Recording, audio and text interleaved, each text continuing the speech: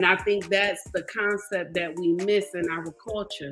We don't know how to compliment each move that each one makes. You know what I'm saying? When the husband, and you don't have to do it, but I know it helped. I know it helps in my marriage, and I've been married 16 years. That I compliment my husband just like he compliment me. You know what I'm saying? If he go and he pays the mortgage, I see the mortgage come out of the bank account because we have a joint bank account. Anytime any of the bills come out, I always tell him, honey, thank you. I appreciate you. You know what I'm saying? I don't have to because he know that's his job. But there's nothing wrong. My husband just cleaned the yard, the front yard, backyard today because we got family coming over. And what I tell him, baby, thank you. I appreciate you. So it's complimenting one another. I think that's the thing we miss. We want to worry about who is who and who is this, but we don't understand to compliment one another. I can call him the prize, and I can tell him I'm the wrapping paper. He'll laugh. He'll say, that's right, baby. So, it's complimenting. That's just my take on it. I know that's right. And We always, I like that. I mean, I like that. To give a quick response, and you take it away, Gracie. I like that. See, everything that you and Gracie keep saying, and see, I totally understand it. Now, peep game, right? In the beginning of when I was speaking on the whole who's the prize, I said, I'm the prize to you, you're the prize to me. So like everything you all are saying as far as like your husband being the prize, that's beautiful and it should be that way. You should look at your man as he is the prize in your life. Guess what though? Me as a man, you're my prize. Like I didn't make sure I kept my looks up and I made sure my body was strong and I developed all these skills and everything to attract another man. I didn't do this to impress other men. I did it first and foremost to chase my purpose. And throughout those travels of me chasing my purpose and getting a grasp of that, I found you along the way. And Dora, we came across each other because maybe I came across you because you were in seek of your purpose as well.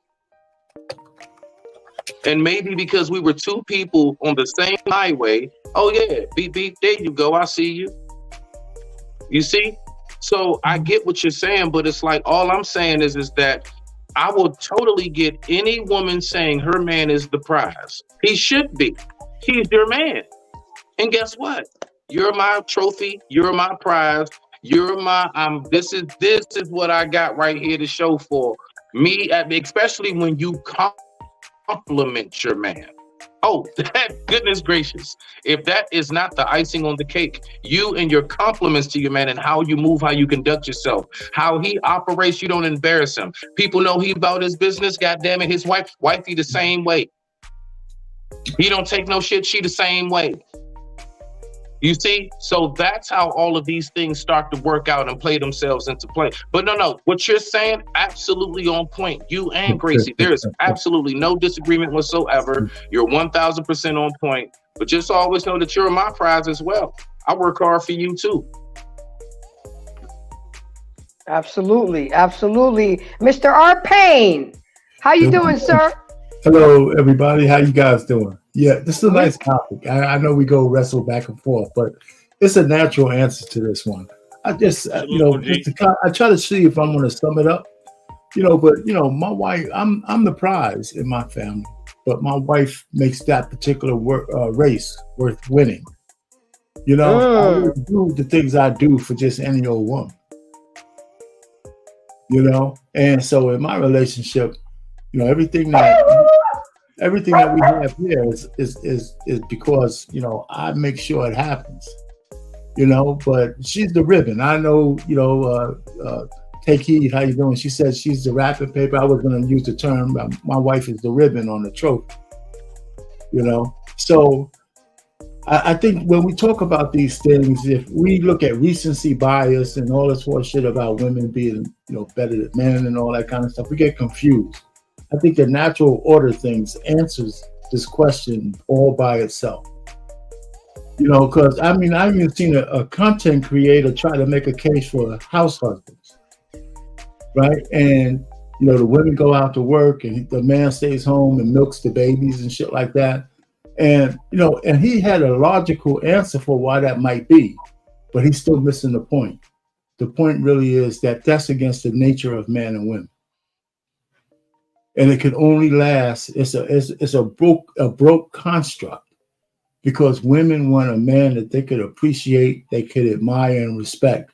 And if she's coming home and you're asking her for milk money night after night, day after day, that's just not going to work. A man has to be reasonably assured that his woman views him as her first choice. It's as simple as that. I'll just land it there. Thank you for that. I thank you for that. All right, Uncle Fur, you up? What say you? Good evening, everybody. How y'all doing today? Hey, what's going on, Fur? Mr. Kid, I just want to send my condolences. I just lost my condolences as well. So, what I'm saying? Just be strong to your king. He gonna be all right, and y'all gonna do exactly what y'all do. Be king and queen together. My Are you the prize, Uncle Ferg, or is Auntie the prize? I'm gonna say it like this: my wife is the cake, and she gonna glue it all together. She's the cake, but I'm the icing. Now, when you go to see some cake, do you want a plain cake or do you want some icing on it? I eat the icing before I eat the cake, sir. There you go. That's what I am. Yeah, I was about to say, hold on, Uncle Ferg. I thought we was cake. Hold on. No. They got the cakes, but we're not the cake. See, but in this dynamic, she is the cake. She is the glue. She's got the house together. And I'm speaking in form of a house inside. Man, you crazy. We work 1,000% together, listen, Eat the cake out of me. I don't have the problems, it's hard for me to answer this in a sense that who's the prize. I'm the prize in my marriage. I've always been the prize in any relationship that I've been in. And I'm talking about from younger to old. Now that I'm an older guy, yeah, I'm the prize. I've always been consistent in how I work. I take care of myself. I try to protect the people that are in my life, even my siblings. Even if they didn't want the protection, I tried to be a protector. So I've always moved a certain kind of way as far as people that I bring into my life and just protecting them. And if they didn't want to be protected, I didn't fight them to protect, but I'm a warrior, I'm a fighter, I'm the prize, because I'm going to protect everything me and my wife got. And she going to keep on making it smell good in my house. Y'all want something to eat? It don't matter, from a goosey stew to some apple cobblers. She can do it. And you better not touch it without me being around, because I'll chop your hand off. I'm the prize of all that. And I'm eating the cakes as much as I want. All right, Unc. All right. Miss Cynthia Bell. Welcome. It's been a while. You guys, Miss Cynthia Bell has been a gem in my life. She gave me the first opportunity to act in a play. Then she is a playwright. And then I was a leading position in my second play with her. How have you been? I've been on the journey, girl. I hear you. How's the family? Well, we here. Okay. It's better than not being here. Yes, ma'am. Oh, I'm glad you came up here tonight, because I know you got something to say. So who the prize, Miss Bell? Is it the man or is it the woman, and why? Oh, I'm gonna listen in a little bit before I comment, because you guys are really on fire. So I'm just gonna sit and listen. Okay. All right, no problem. So what I'm gonna do is I'm gonna go. What was that? Did we ever get to Daisha? Daisha, did you ever say anything? Yeah, I felt like the prize was both, Okay. honestly. Okay. I like the Okay. idea of someone said something in the comments that love should be the prize. And I would have to agree with that one. Because at the end of the day, as you guys mentioned, it's a complementary thing. There are terms of like a trophy wife and a trophy husband, so obviously both have qualities of a prize in a sense. But could everybody mute, please? Hold on, Dave. Could hold on. Could everybody mute? Somebody has something going on. TV, everybody mute your mic. Thank you. Okay, go ahead, Daisha. And then R-Pain, you next. Go ahead, get in there next, R-Pain. Go ahead. Yeah, I feel like, well, I guess my question too would be, if one is the prize, is the other one, is it just like a supporting role? Or is it a true companionship? That's why I think I'm a little stuck on the word prize, because to me, love is the prize. That's the thing that everybody can attain and everybody wants to go and get, but not everybody can attain it. So to me, that's a prize. But when it comes to support, I'm gonna be honest with you, as a woman, I don't want to be a supporting role. I want to be your partner. I want to be like, if you're courting me in a relationship, you are courting me, so you're trying to come after me. So in that sense, and I'm allowing it to happen. So you think I'm a prize, like you guys said, I think you're a prize, and we support each other. Whereas the love in itself should be the prize, because that's not easily attainable, and it's something to hold on to. It's just like a championship. Yeah, you got it, but you got to hold on to it. So that's just my opinion.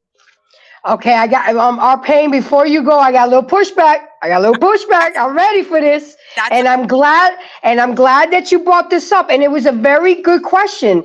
But yes, Deja, that is your role. You are a helpmate. You are a supporting role. That's exactly what you are. In Genesis 2:22, then the Lord God made a woman from the rib of a man, and he brought her to the man. At last, the man exclaimed, there is one bone from my bones and flesh. From my flesh she will be called a woman, because she was taken from a man. The purpose of God in the creation of woman was to provide a man with a helpmate. And the Lord said, it is not good for man to be alone, and I will make him a helper that is suited to him. The main duties of us women is to respect, submit, support, and encourage our men. So I'm going to give you a very open answer. Yes, that's what we are. We are a supporting role to our men. Man was made in the image of God. And God saw that he could not be alone and do it alone, and he needed companionship. It's not a partnership, because if you have a leader, a head of household, then it's not a partnership. You have a leader, a head of household, and then you have your supporting role. But a lot of younger modern relationships want to put it as a partnership, and at the end of the day, it really isn't. It really shouldn't be like that, because if we're going to say that the man is the head of household and he is the head, Voltron, I don't know if you guys grew up and watched Voltron. That was one of my favorite cartoons. You know, Voltron ain't going nowhere without the head. So with that being said, Miss Deja, I mean, I get it, but I'm answering your question. And it was a very open question, and I'm going to give you a very direct answer. Yes, that is our role, to support our men. Now, if anybody I know R-Pain, you're next. Say what you got to say, and then if anybody wants to rebuttal what I said or add on to what Deja wanted to talk about, you're welcome to. Go ahead, R-Pain. Wait, I'll go after R-Pain. Okay, you got it, Bess. Yeah, sister, with Daisha, is that your name? Oh, yes. Are you married? I'm divorced. Oh, okay. So listen, I don't have I think Grace said it best. And I don't know if you're a Christian or not, but if you read and reread Ephesians 5:22-33, it'll answer some of your questions. But one of the things I think the modern women have is that supporting their man seems, feminists have told you that makes you lesser than. That's not true. There's so much power a woman has in her femininity and her quote unquote submission to a husband in a marriage that you wouldn't believe. And that's the demon that's out there that tells women that being subservient to a man is otherwise. It's crazy, especially if you find a man on his square, willing to die for his family. I'm married. I've been married for a long time. I hate to say how long it is, but the fact is that one of the things that we do for our wives that makes us surprised is that we have to, all the ills and the pains of the world, we have to take those burdens off our wives' shoulders, our family shoulders. My wife doesn't have to deal with the outside world in that fashion. I do. That's when she goes to sleep, she goes to sleep in seconds because she goes without worry because of me. And not only do men who are on their square for their families and their wives take care of their women and their families while they're alive, I feel duty bound to take care of my wife if I die before she does, so her lifestyle doesn't change. Women don't think about men in that fashion, right? We think about you and the family in that fashion, and we don't take enough credit for that shit. I mean, men who are married, who love their families, we don't only take care of our wives while we're alive. By statistics, we die first, and we make sure our wives don't have to go on the streets when we're gone. If I was a woman, I'd take that deal every day from Sunday. But I do have a question, if that's okay, just to rebut. Yeah. So do you feel that, though, that men should have that kind of pressure? Or do you... Yeah, well, we're built for that. That's why we're men. That's a natural thing. We're built for that. That's ours to take. It's not a cross that I'm bearing on a road to be stuck up on a cross. That's something we're built for.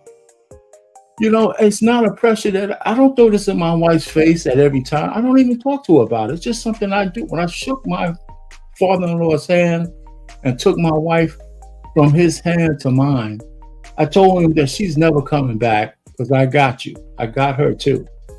And it's been 37 years. I'm 65, and if I didn't have this beard, I'd probably look like I'm 45. So she takes care of me, and I take care of her and the family. I mean, that's the way it is. But the problem is that you got to find somebody who understands that. And when women start talking about partnerships and shit like that, you're missing it. My wife is not my partner. She's my wife, and I'm her husband. I'm not looking for a partner. If I wanted a partner, I'd sign an agreement with somebody. We just make a business deal. She's my wife, which is much more powerful than a partner could ever be. So, I mean, it's just the way we think. You're in the modern times. I'm an old head going through the ages. And I think that's one of the problems we have. Now, I'm not trying to change your mind. It's just something to reflect on. No, I agree, and I appreciate the feedback, because there are some things, especially from a man's perspective, that I just don't know. So in my mind, it's exactly what my not assumption, but I was thinking of it as it was mentioned by Miss Grace. Like, I was thinking of it as, well, when I hear supporting role, I think of less than. And I don't consider less than, So that's why I always use the term partnership, because I see us as the yin and yang, not fulfilling each other's needs, but complimenting.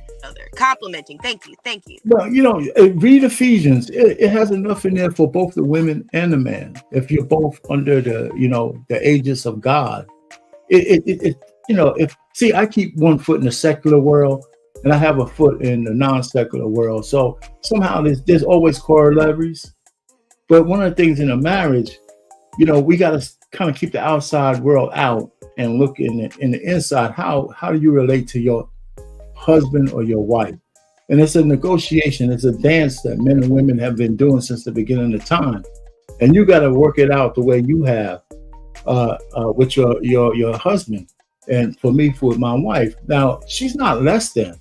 My wife caters to me. I mean, she caters to me, without me asking.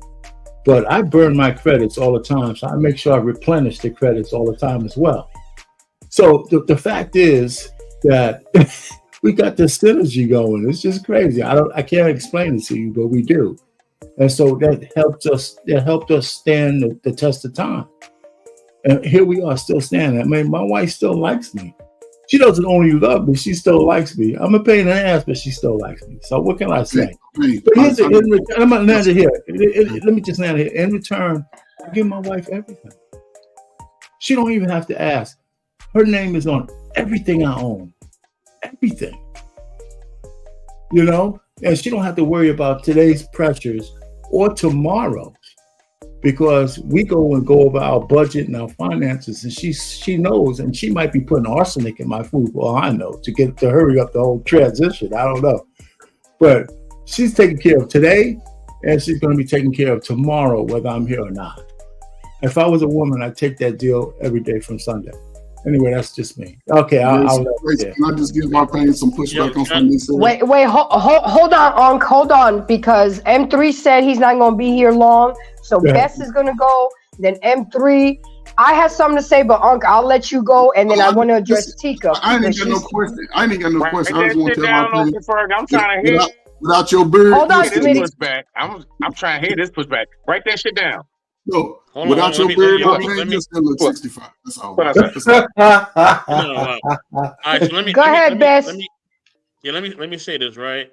You know what I mean? And it's a rarity that sometimes me and Tika agree on something, but we definitely agree on this, right? So Tika comment says, nah, men are self-deleting themselves, having strokes and other medical complexities at higher rates than ever before. Men cannot do it alone anymore. We are not in those times anymore. She's absolutely right. I'm not doing it alone.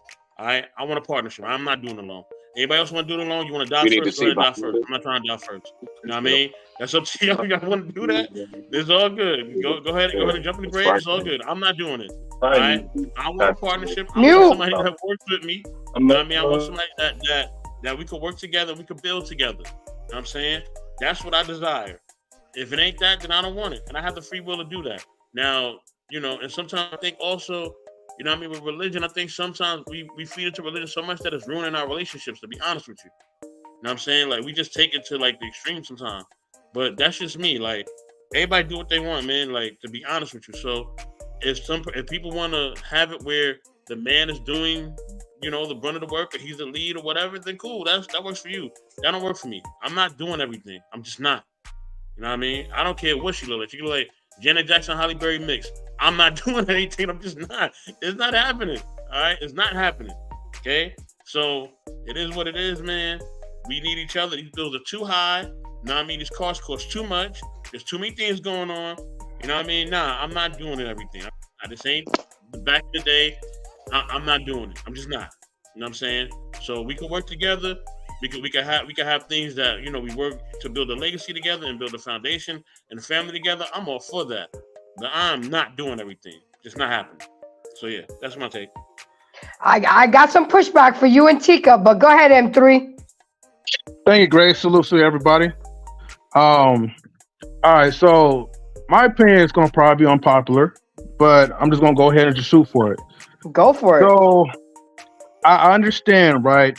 Because since this is a mature group, I understand that everyone's perspectives will be that both men and women are the prize, which that's supposed to be intended, because each man and woman has an ability to complement one another. But I'm also going to be realistic. This is 2024, and we're living in a time, right, where unfortunately a lot of men out there are struggling with women. A lot of men are weak because they don't really see the value of themselves, and there's a lot of insecurity. So when it comes to the mindset of looking at who's the true prize, whether if you build yourself up or you feel like some woman's going to walk into your arms, you're still going to look at that woman initially at first as she is the prize. Because if you want that particular person, I've seen a lot of men that would try to conform themselves. A lot of them would change their personality, act or talk in a certain type of way. And most of them think that money is the solution to get more women. So women are the prize for now, as what I'm seeing like in a man's eyes. However, when you're in a relationship with a woman and you really find that woman that actually will, like, you know, be like your helpmate, which that's why I kind of like how you kind of quote the scripture, Grace. But when you find that woman, right, that's actually helping you in your process or helping you in your dreams or whatever you're trying to accomplish in life, and is holding down for you and your family, that one, that one will be not only like a prize to you, but you're also going to be that prize to her, because now, like, that partnership that you guys are doing, you're putting more into the table. You're adding more into like her lifestyle as she's adding more into your lifestyle. Hopefully, if that makes sense. But overall, I just think initially at the first stage of like life, when you're meeting that person, it's going to seem like the woman's always going to be that prize, because men have to really work to actually build their value. And women were, mostly born with value. And the reason why they was, born in value is because it's the way how society is picturing things. If a bunch of men value a woman and they're willing to do all these things and spend their money or spend their time to someone that's not even deserving of their time, but they're still lowering their standards, then something to me is pretty much off. And you're not really treating yourself as a man as like the true prize that you should be. So that's why I'm looking at it that women initially at first are the first prize before getting to these type of relationships. And most of the time, we have a lot of superficial relationships anyways. So men who probably became high in value because like you haven't really worked on the inside internally, you're still going to look at certain beautiful women as the prize over your own self. That's all I got to say.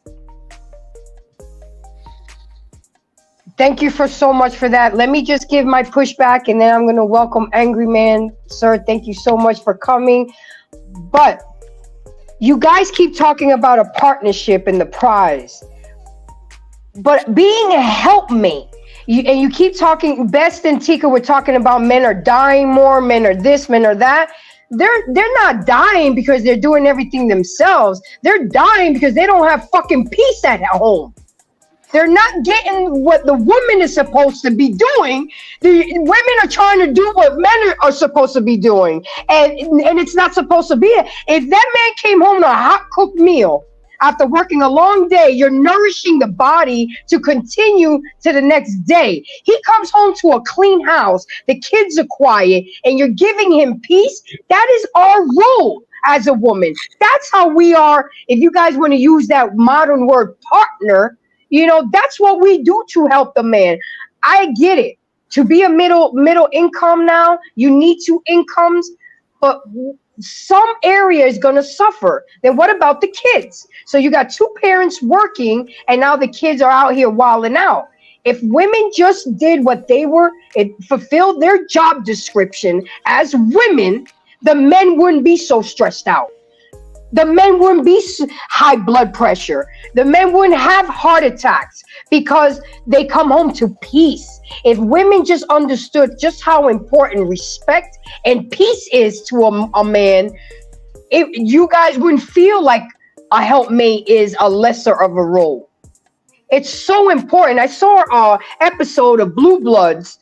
That's one of my favorite shows. And the wife was just nagging the husband that he was so wound up that he ended up shooting somebody on his shift because he has so much on his plate. You don't argue with your man before he goes to work.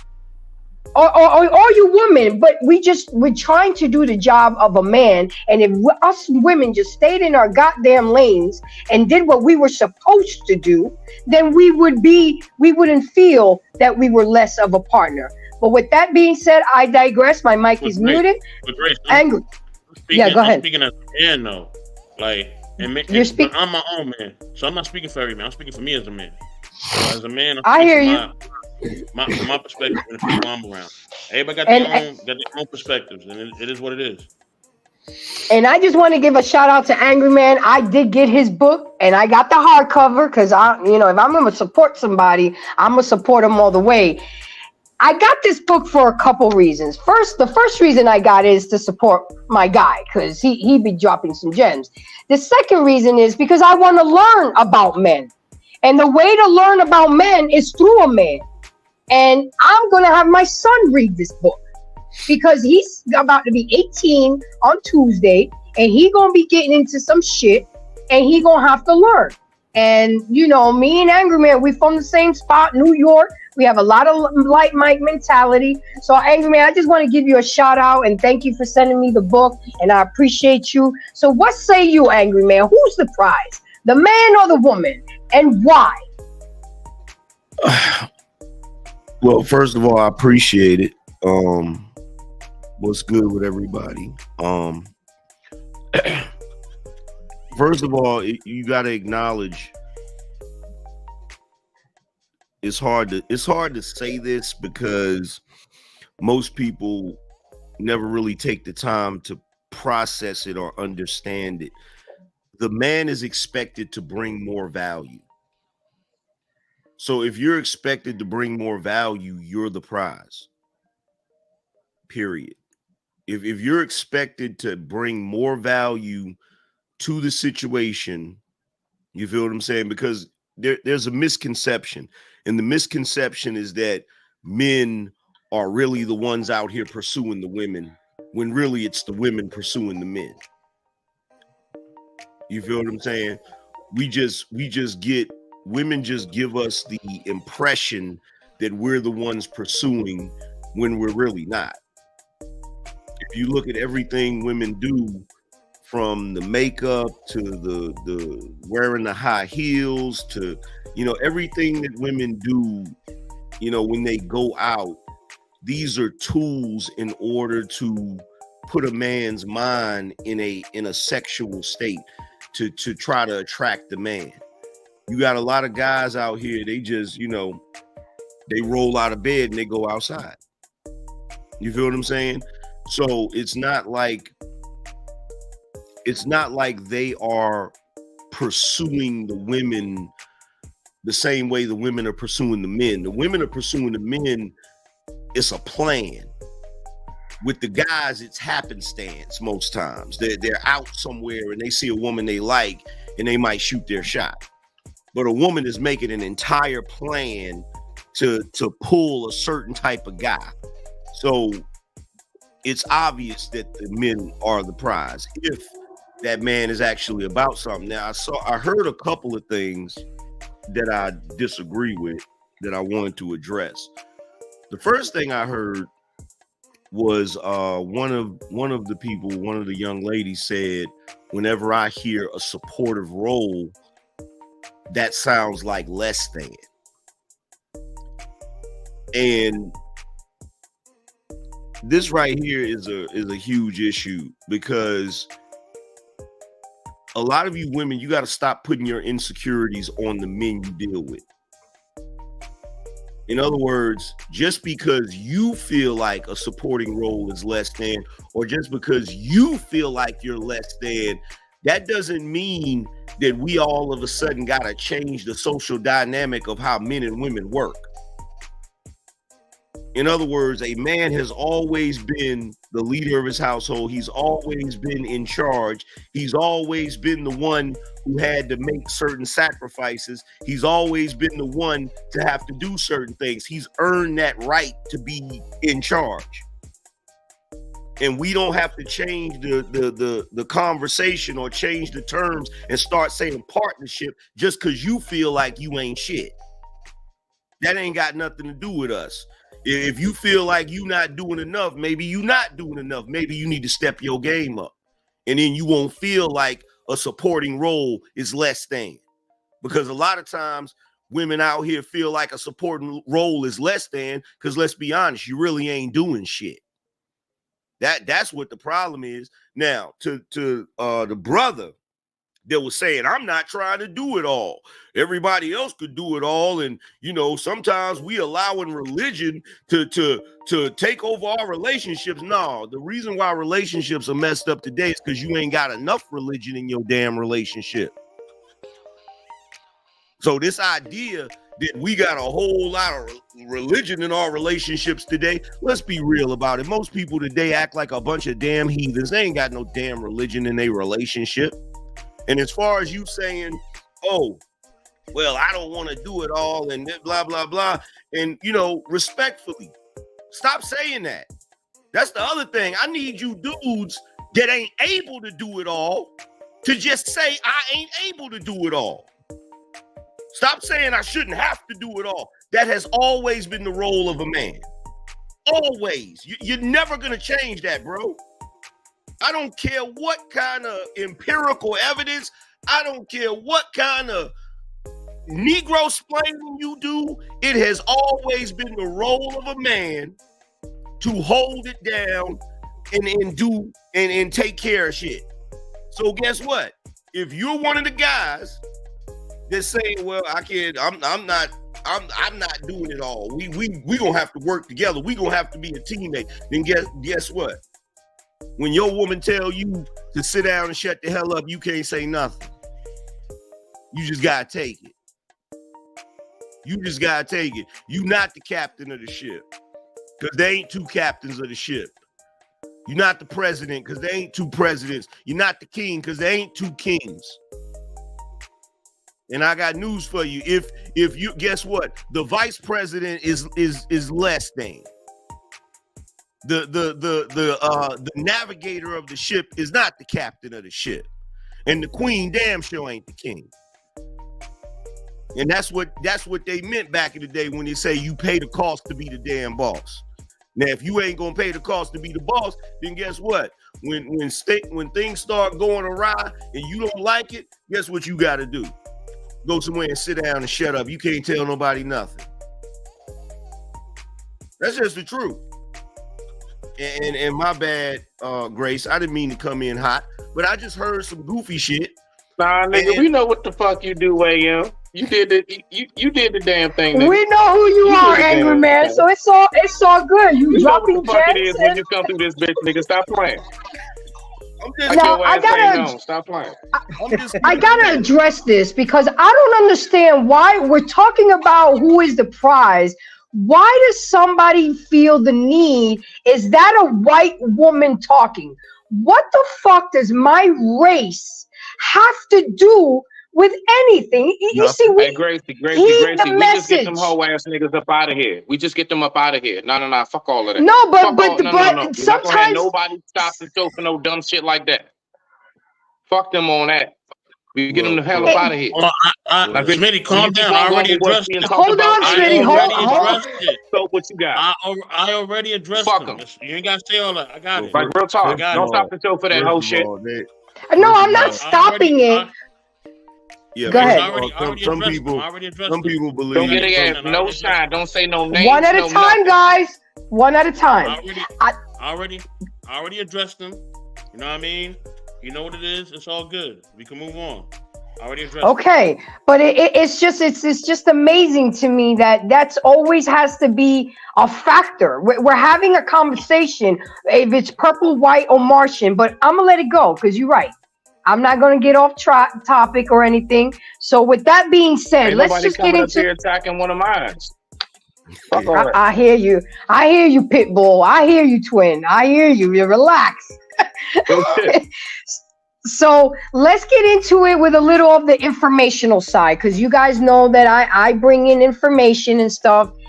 Let's talk about the definition of a prize. Something unusually valuable and eagerly sought out. Come on, ladies. We grew up watching fucking Disney movies with this illusion of happily ever after. Prince Charles. We as little girls are planning our weddings when we're 7, 8 years old. Okay? So we're the ones, it's the man that has to ask us to get married. We don't get married unless we get asked to get married in a traditional sense. So with that being said, when it comes to the definition of someone referring to them being a prize is when people consider themselves to be of great value, of importance. And the meat of this show is that I need people to, I need my lady embracers to really start embracing the fact how valuable men are in our lives. We're too dismissive sometimes. We think they ain't shit. Because we grew up all our lives listening, men ain't shit, ninjas ain't shit, your daddy ain't shit, your brother ain't shit. I mean, with all due respect, there may be a lot of men that ain't shit, but can we start concentrating on the men that are the good ones, the good fathers, the ones that wake up every day and go to work, the ones that are doing right? You know, I hate it when I see Mother's Day and it looks like the store threw up goddamn balloons and flowers for nothing on Father's Day. We have to change that culture. Or when I see single mothers, oh, I am the father and the mother. You look ridiculous when you do that. You really do, and it irks me. You got commercials for a whole month for Mother's Day, but then you don't get nothing. You get what, a heart-shaped ribeye? We just the whole point of this. We just got to do better. Everybody knows I love my men. Everybody knows I especially love my black men. But we got to do better in giving value and importance and respect to the men, because we're coming in these times where we're gonna need our men.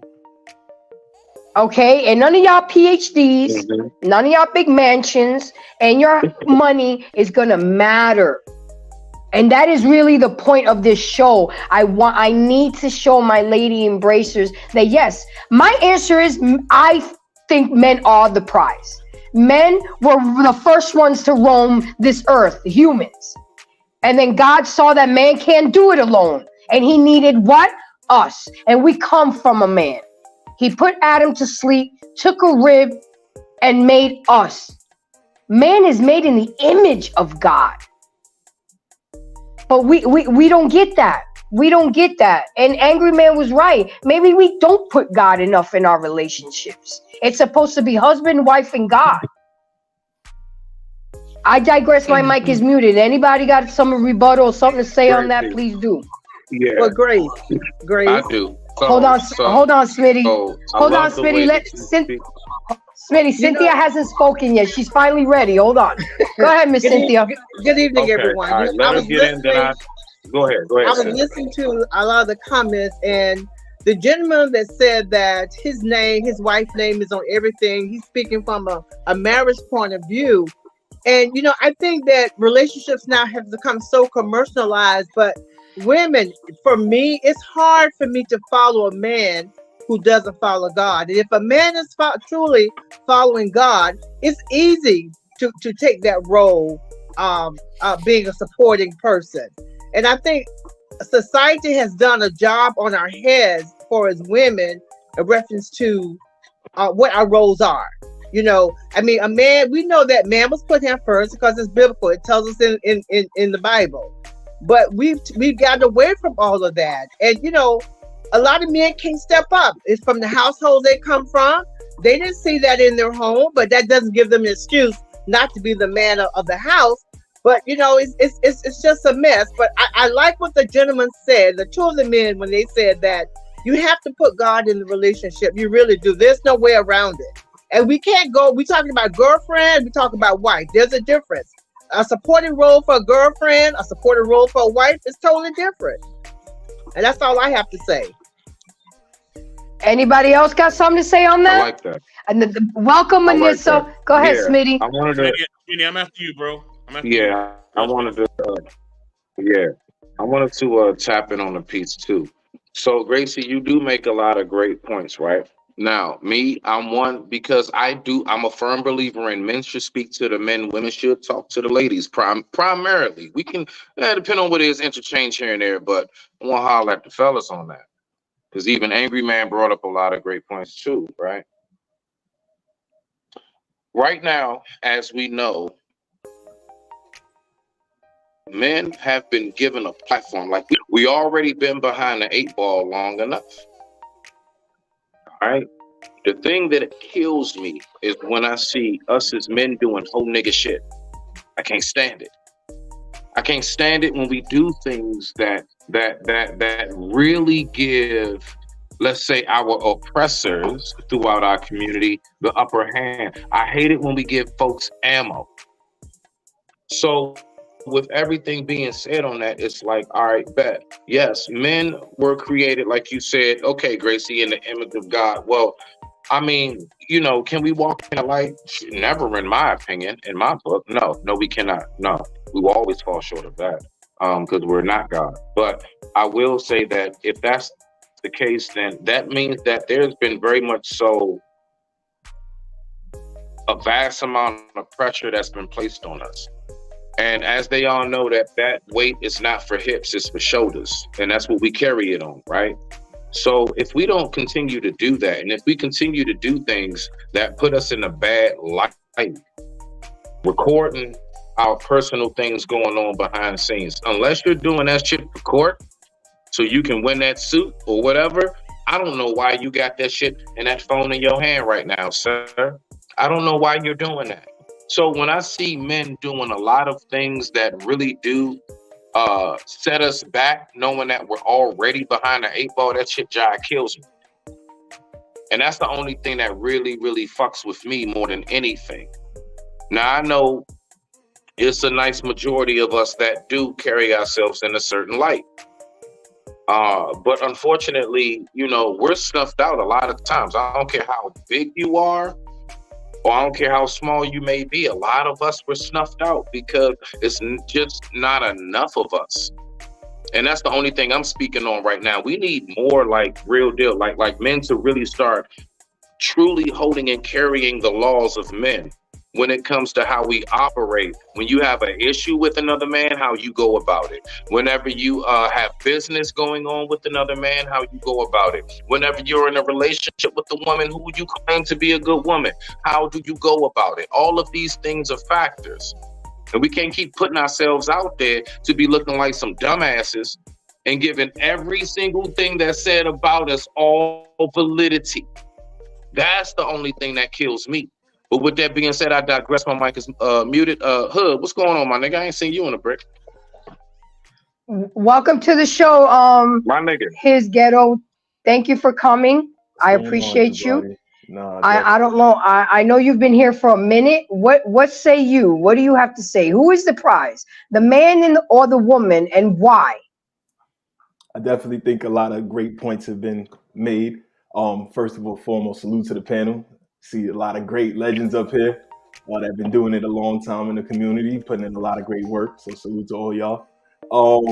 I definitely, just to keep it short and sweet, the man is the prize. And like, just to piggyback off of what everybody's been saying, is because progressively over the time in the relationship, the man has to bring in more value. As the children get older, the men have to bring in more value so those children can have more things. Bigger clothes cost money. Book bags, they want cars, they need insurance for those cars, they want to be able to go on school trips, they want to be able to have all the things their friends do, play on AAU teams, take different ventures, all of those things the men are expected to be responsible for. And that's not to say women won't help to some degree, but most sisters, after they start having children, they're gonna have to take time off of work.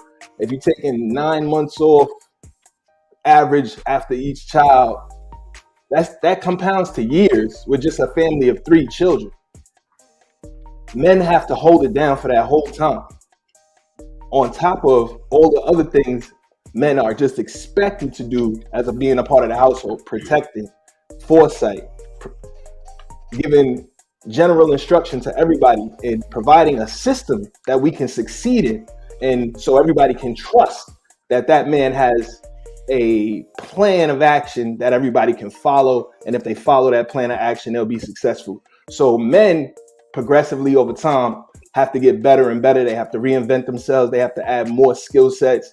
So without question, men are the prize. This is laughable that this is even a question. And I agree with you, but it is a question, because women think because they have a vagina that they're the prize. So in other words, that what that's telling me is that sex is the only thing they're bringing to the table, and it's a damn shame, because that shit gets old. You know, especially if you're in a sexless marriage, because this is what actually perpetuates toxic masculinity. What you should be bringing. What the question is what can I bring to this man's table?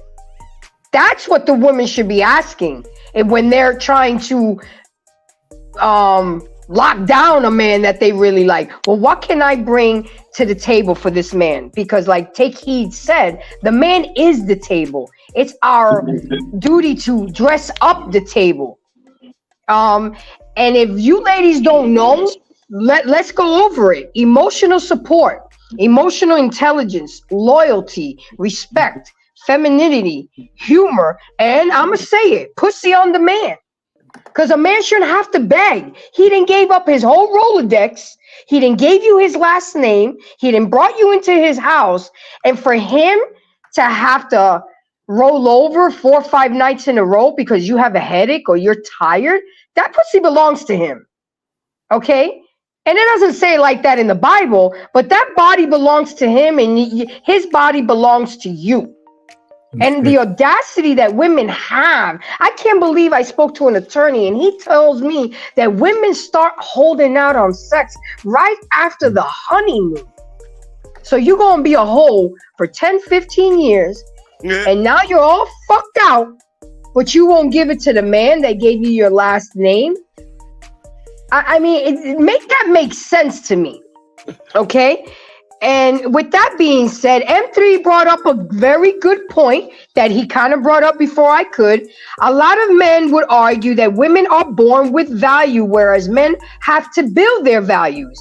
Women are born with value since physical attractiveness is in their DNA, and that in turn becomes their meal ticket. Trust me, I didn't use my pretty privilege a lot, and it works. But the difference with me is I don't feel guilty about it because I use it without ill will intentions. I can't help that I'm pretty. And if I can get somebody to do something for me for my looks, then hey, by all means. If me and my man around and I'm getting a discount, I'm gonna give him the discount. I done been to a club with my man and they bought me a drink. I bring that drink straight to him. Baby, save your money. Put your money in your pocket. Now that may not, some men might not accept that, you know what I'm saying? But others will be like, okay, cool. We put our money in our pocket and save it. The point is, ladies, my lady embracers, we got to do better. We got to stop being so dismissive of our men, and we got to start valuing them and really take heed to what they bring to our lives. They have built the infrastructure in this world. We travel in highways. I don't see y'all females down there in the sewage system. And as a matter of fact, don't let me get my stats. Here we go. Police officers, males, 86.7%, females only 13.7%. Firefighters, 88.2%. Females only 11.8%. Waste management, males 91.6%, females only 8.4%. Oil rigs, 95% men, women 5%. We say we want equality, but when it comes to the real nitty gritty, we don't want that shit. We want that cushion job, being a CEO, sitting in the office, giving orders, but we're not getting our hands dirty. So how dare we not treat our men with more respect? Y'all can't even fucking smile at a man and just say, how was your day? I mean, come on. It's getting to the point where men are just getting disgusted. I got clipped the other day on a show when I was talking about the reason why it's gotten so, one of the panelists asked, why has it gotten so bad? I blame y'all. I blame y'all simps. Y'all been sitting on the sidelines for so long and don't speak up and don't stand on 10 toes on your shit that these females are running you. Let a female try to run angry man. The first sign of fuckery, you out. You know what I'm saying? You out. Let's something with Uncle Ferg. There's a problem. There's a problem with his statement about women being born with value. Yes. It's not, it's a half truth. Okay. It's not completely true. And there's a lot of guys in the space that, you know, will say that. They'll say, oh, well, women are born with their value. Technically, they're not. Like, so if we take it to the level of attractiveness, okay? So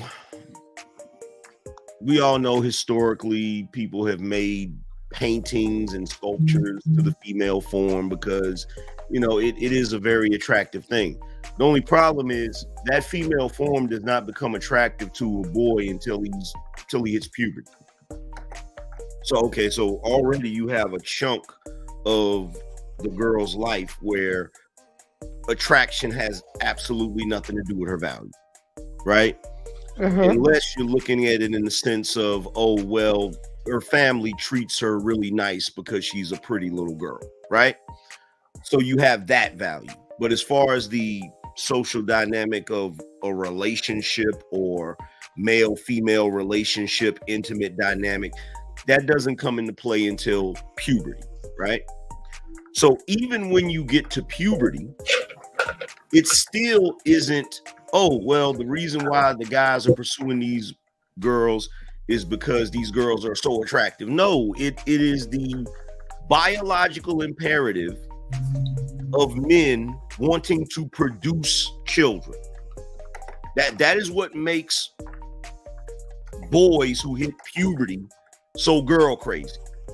It literally has absolutely nothing to do with the attraction to the girl as much as it has to do with his biology telling him that he needs to create children, right? Now, of course, we live in a modern age where, you know, you're not supposed to really be doing that at you know, at the age of, you know, puberty or whatever. But that's the entire reason why women have that advantage early on. And it seems like the boys are pursuing the girls. They're not really pursuing the girls as much as they're pursuing biology.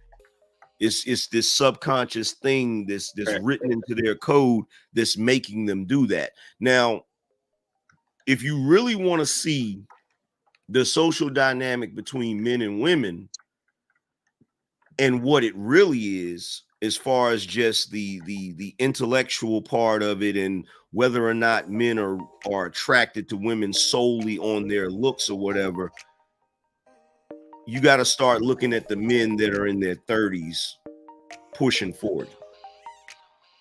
Because if you notice, once the man no longer has that biological imperative to create children, the women aren't able to manipulate him or do certain things to him the way they used to.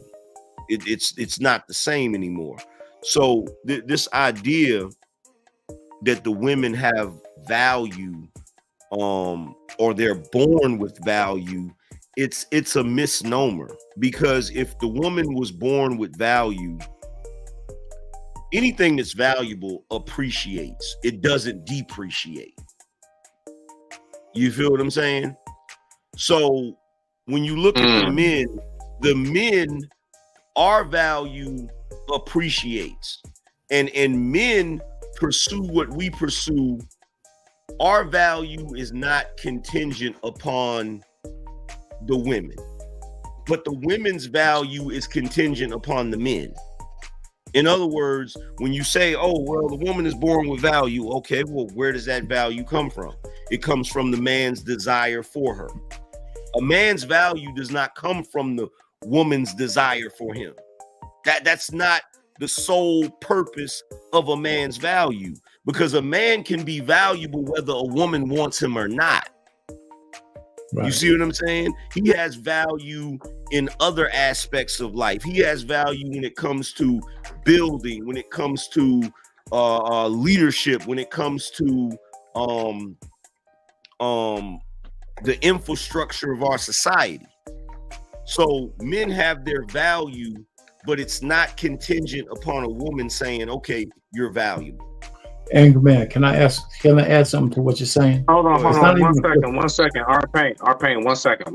All right, hold on. So there's only one thing, AM. Like, I love what you said. You're right on. You're smack on point. It's just the mating part.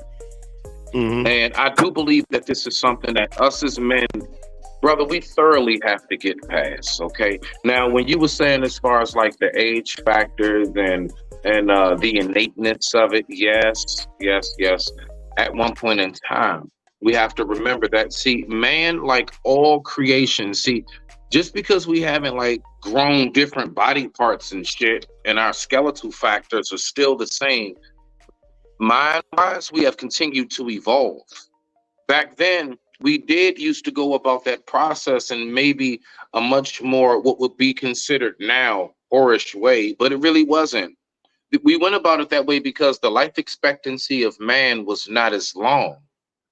Yeah, of course. I mean, at like 11, 12, things of that nature. Because shit, you only live to be about 40. A grandparent was like at 32. And I'm talking about old. Like they're getting ready to pass away, just like almost like some animals do. You know, like how, you know, some species of dog, you know, they pass away like 19 if they live long enough, the smaller breeds. Some species of fish or whatever may live to, like a goldfish can live to be about 21, 23 years, right? So I get it. But the fact is that we have evolved. And so like that whole, like it being in, like, we're not there anymore.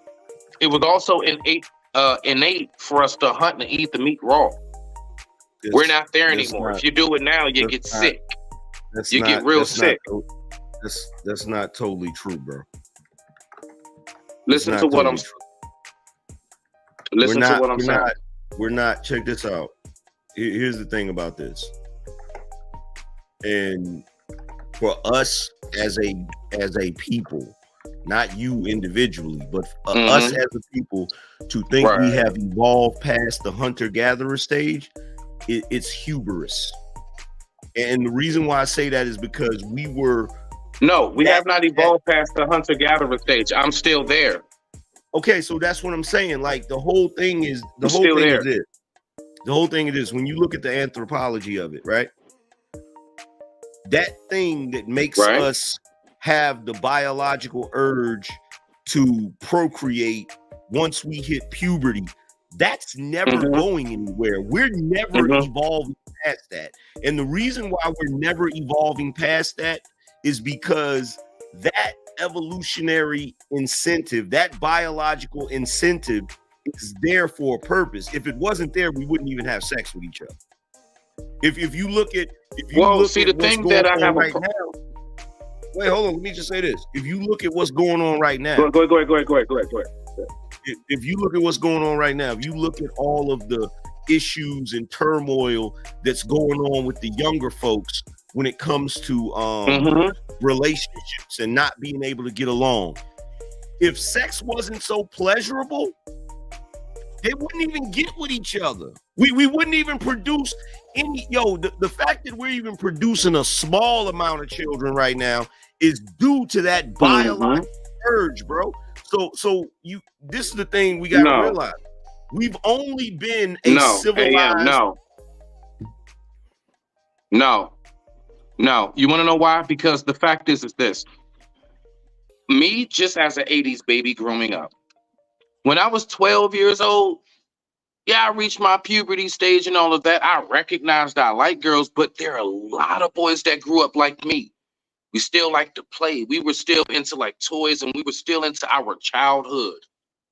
There were a lot of us who came into that later on in the stage. You want to know why boys have come into that process later on in life as we've gone on? It's because of the factor that we all live longer now. See, now we can live to be like 102 and all of that type of shit. Before, we didn't have that type of lifespan. So what I'm saying to you is, there are how many socks did you have to wash? How many socks did you have to wash between 13 and the time you really got some box? How many socks did you use? How many jars of Vaseline I got a better question. No. You're missing it. Let me know when I'm able Hold on, guys. And first of all, that's not something. Man. No. Because see, we speak about this shit so fucking barbaric.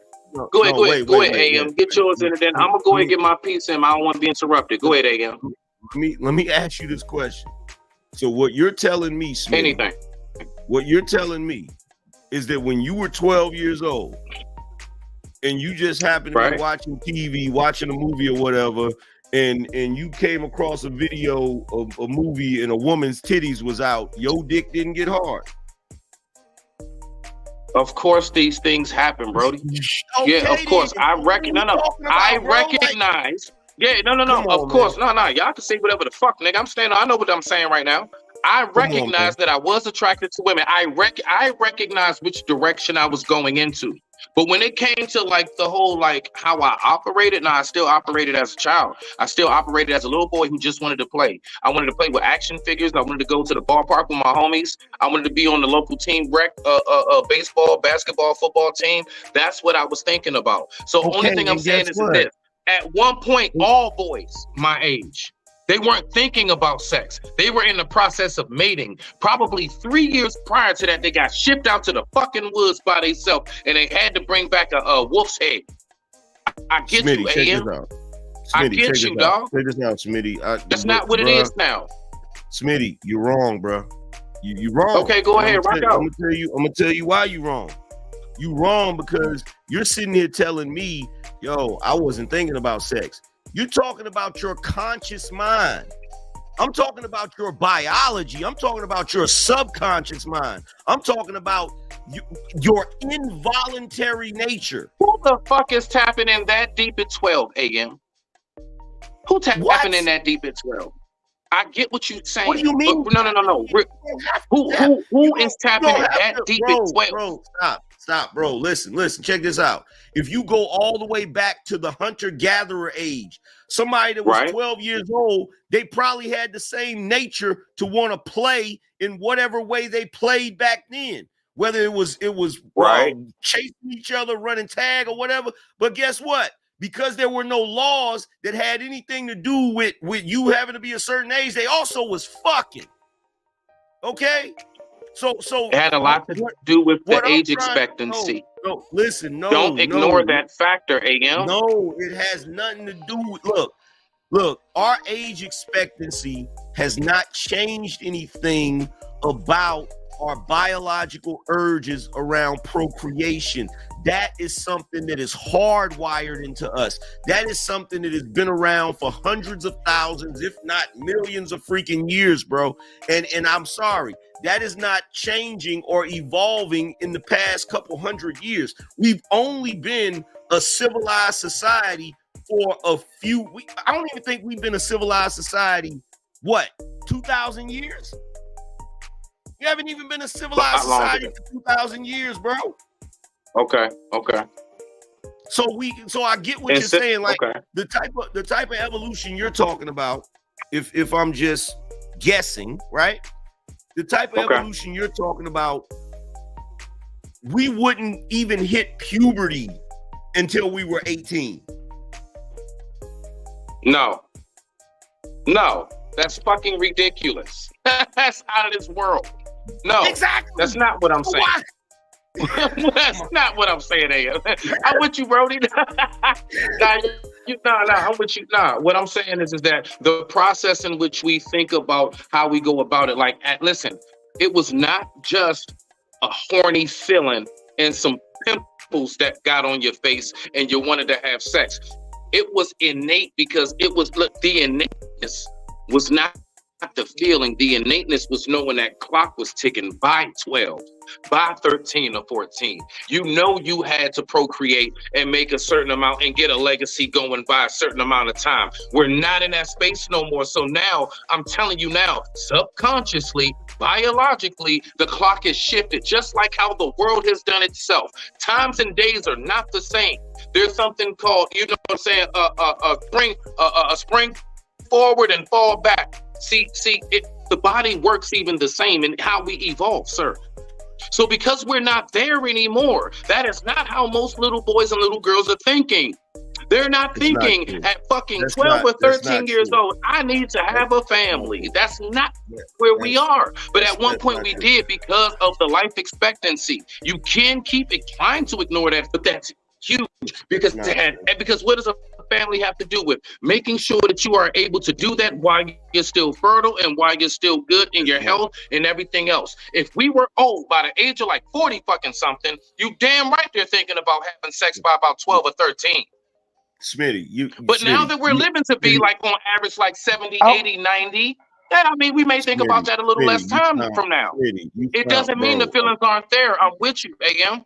I digress. My mic is muted. You got it, AM. You got it. No, this is lunacy. You're mixing social psychology with biology. You're mixing the two. No, I'm missing the actual physicality of shit. No, you're mixing. There's a difference between social science and biology. There's a huge gap.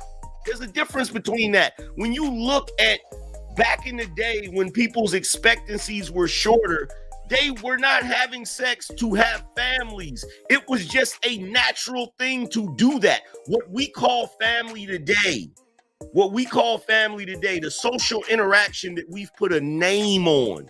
This is what human beings did naturally. Like right now, you look at animals in the animal kingdom. Animals in the animal kingdom are gonna procreate, they're gonna give birth to their offspring. They're gonna take care of their offspring depending on what type of species they are. They don't have a social construct for it. They just do it because it's natural. Human beings just did that naturally. But now we're do humans start family earlier or later now? From back, let's say 500 years ago, would you say humans start families earlier or later now?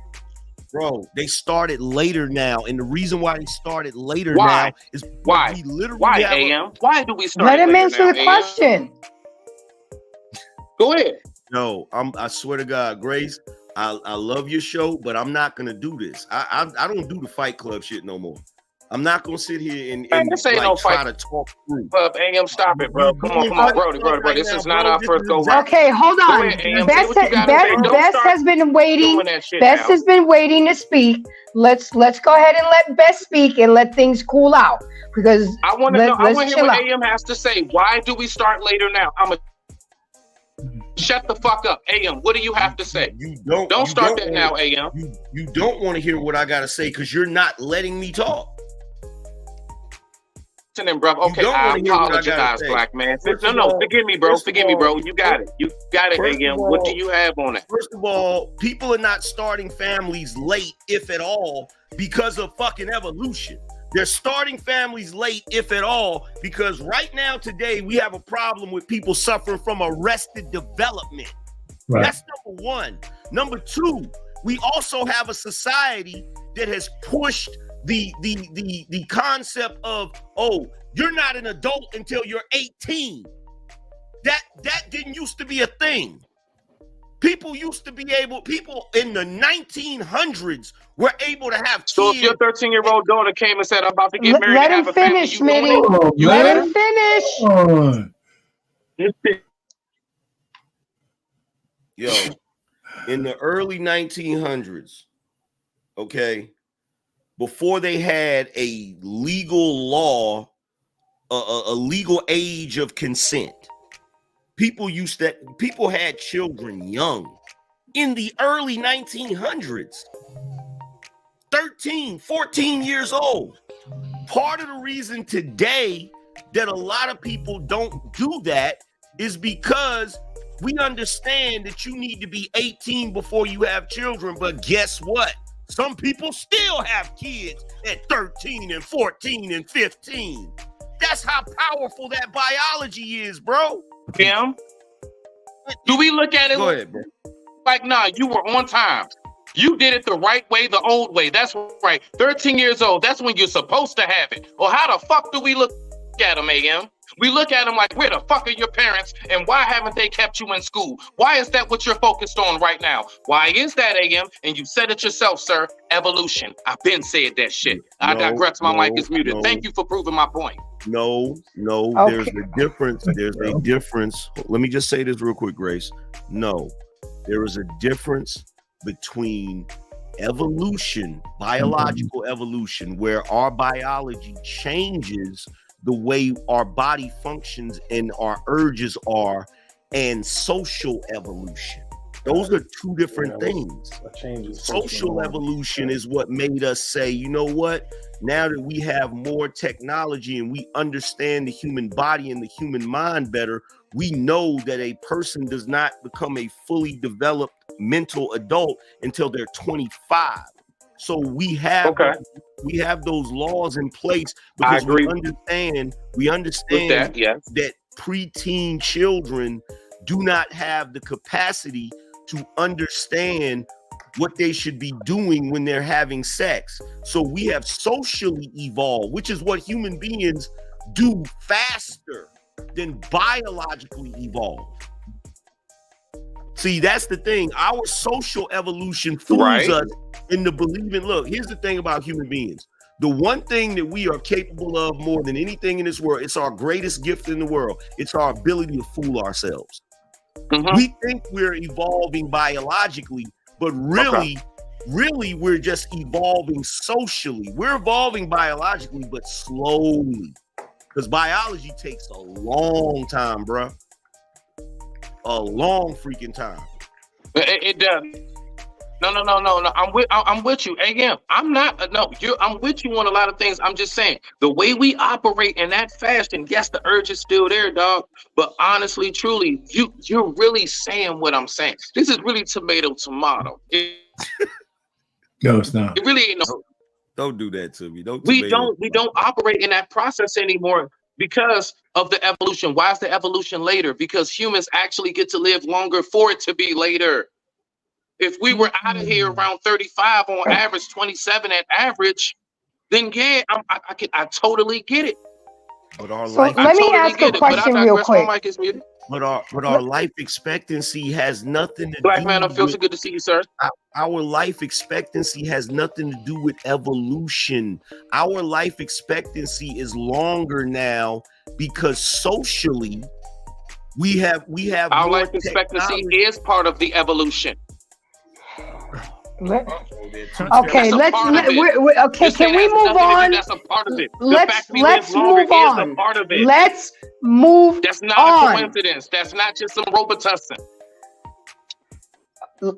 Let's move on because I don't want to get stuck in this. In this, we got to move on. We got some new guests. Grace, can I just say one thing, please? Absolutely. One thing, just one thing. Okay. If we lost all of our technology tomorrow, if somebody hit us with an EMP, guess what? You would see our fucking life expectancy go right back down to where it was. We have not evolved physically. Exactly, bro. We have not. Checkmate. We have no survival skills. I said that shit at the beginning too. I said we haven't adapted no new body parts or anything like. I said that at the beginning myself. We're saying. Oh. So I started too. We haven't adapted. Can we? Okay, let's move on. Let's move on. Best has been waiting to speak.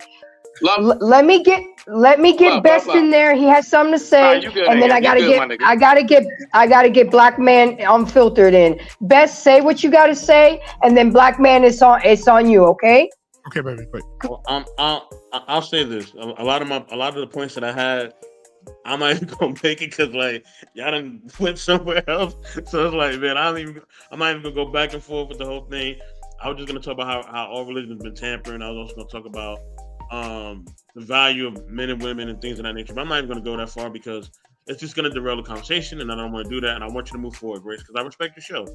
I will say, as far as innovation, since we're on that point, I think, in society, if we look through history, that's always been a part of life, right? At first, people use horses, then we went from horses, then we went to the railroad. We went from the railroad to the train. You know what I'm saying? So we're always gonna have innovation, within life. And every time you have innovation, yes, people are going to do less and less. That's why innovation is here. That's why technology is here, to make us do less and less. You know what I'm saying? So it's just a part of life.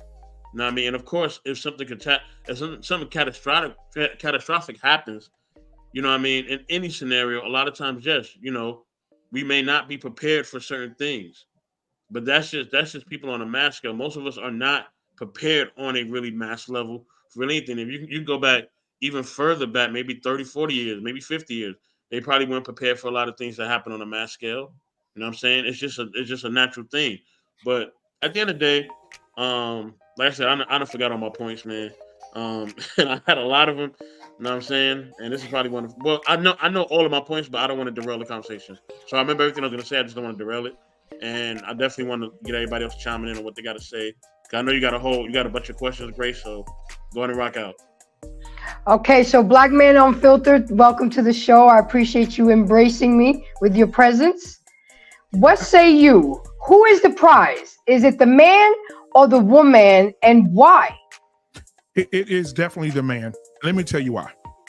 I think that we're living in a world that's relationship dyslexic. I think everything is done backwards. And so you remember a time back in the day when you got married, I think this was pre-60s, that a man would be the one walking down the aisle simply because he was taking on the most responsibility. And so when he walked down the aisle, people looked at him and glowed at him walking down the aisle because they said, this man is about to take the responsibility of being her father figure. He's about to take responsibility of taking care of her, providing for her, keeping a roof over her head, protecting her, being there for her. He's going to be the man that put children into this woman, take care of this woman while she's pregnant, right? So the man was that. Now, I don't know where we got off where the woman is sitting, because now you know the term that says... Let's move on, because I don't... You know the term where it says, you leave the woman at the altar. That's where that came from, because most men, if they felt some type of way, they would leave her at the altar and not marry her. However, I will say this. I think that the times we're living in, Angry Man was absolutely correct. I think the time that we're living in is also dyslexic. Back in the day, a 13-year-old girl back in the day could do shit a 40-year-old woman cannot do today. Let me talk anecdotally here. My grandmother, I always use this. My grandmother at 13 years old, she got married at 14. She was married for 63 years. Marriages won't get past 2 years now. My grandmother said I would go and work the turn rows in the fields. I would go up and down, pick cotton all day. My husband would be on the other side of the field. They drop him off over there and they drop me off on one side of the field with the other people. And we would pick cotton from sun up to sundown. I would go home, I would milk the cows, get the milk, churn the butter, make the butter, go in the house, put the bread on, put the greens on, cook the greens, cook a full-course meal for me, my husband, and my children, wash the clothes on the washing board, hang the clothes on the line to get dry overnight, go to bed, get up the next day, do it again. And now we got women right now who are 39 years old that sit at home jobs, working from home 8 hours a day with the fan blowing in their face, and they're complaining, I need help. Now we're living in a time where the helpmeet needs help. And she's sitting at home all day, 8 hours a day in front of the air condition.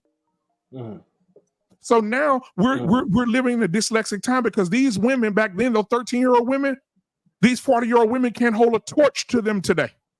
And that's why those women, those young ladies at 13 years old was married and having children, had 5, 6, 7, 8, 9, 10 kids before they were fucking 23 years old.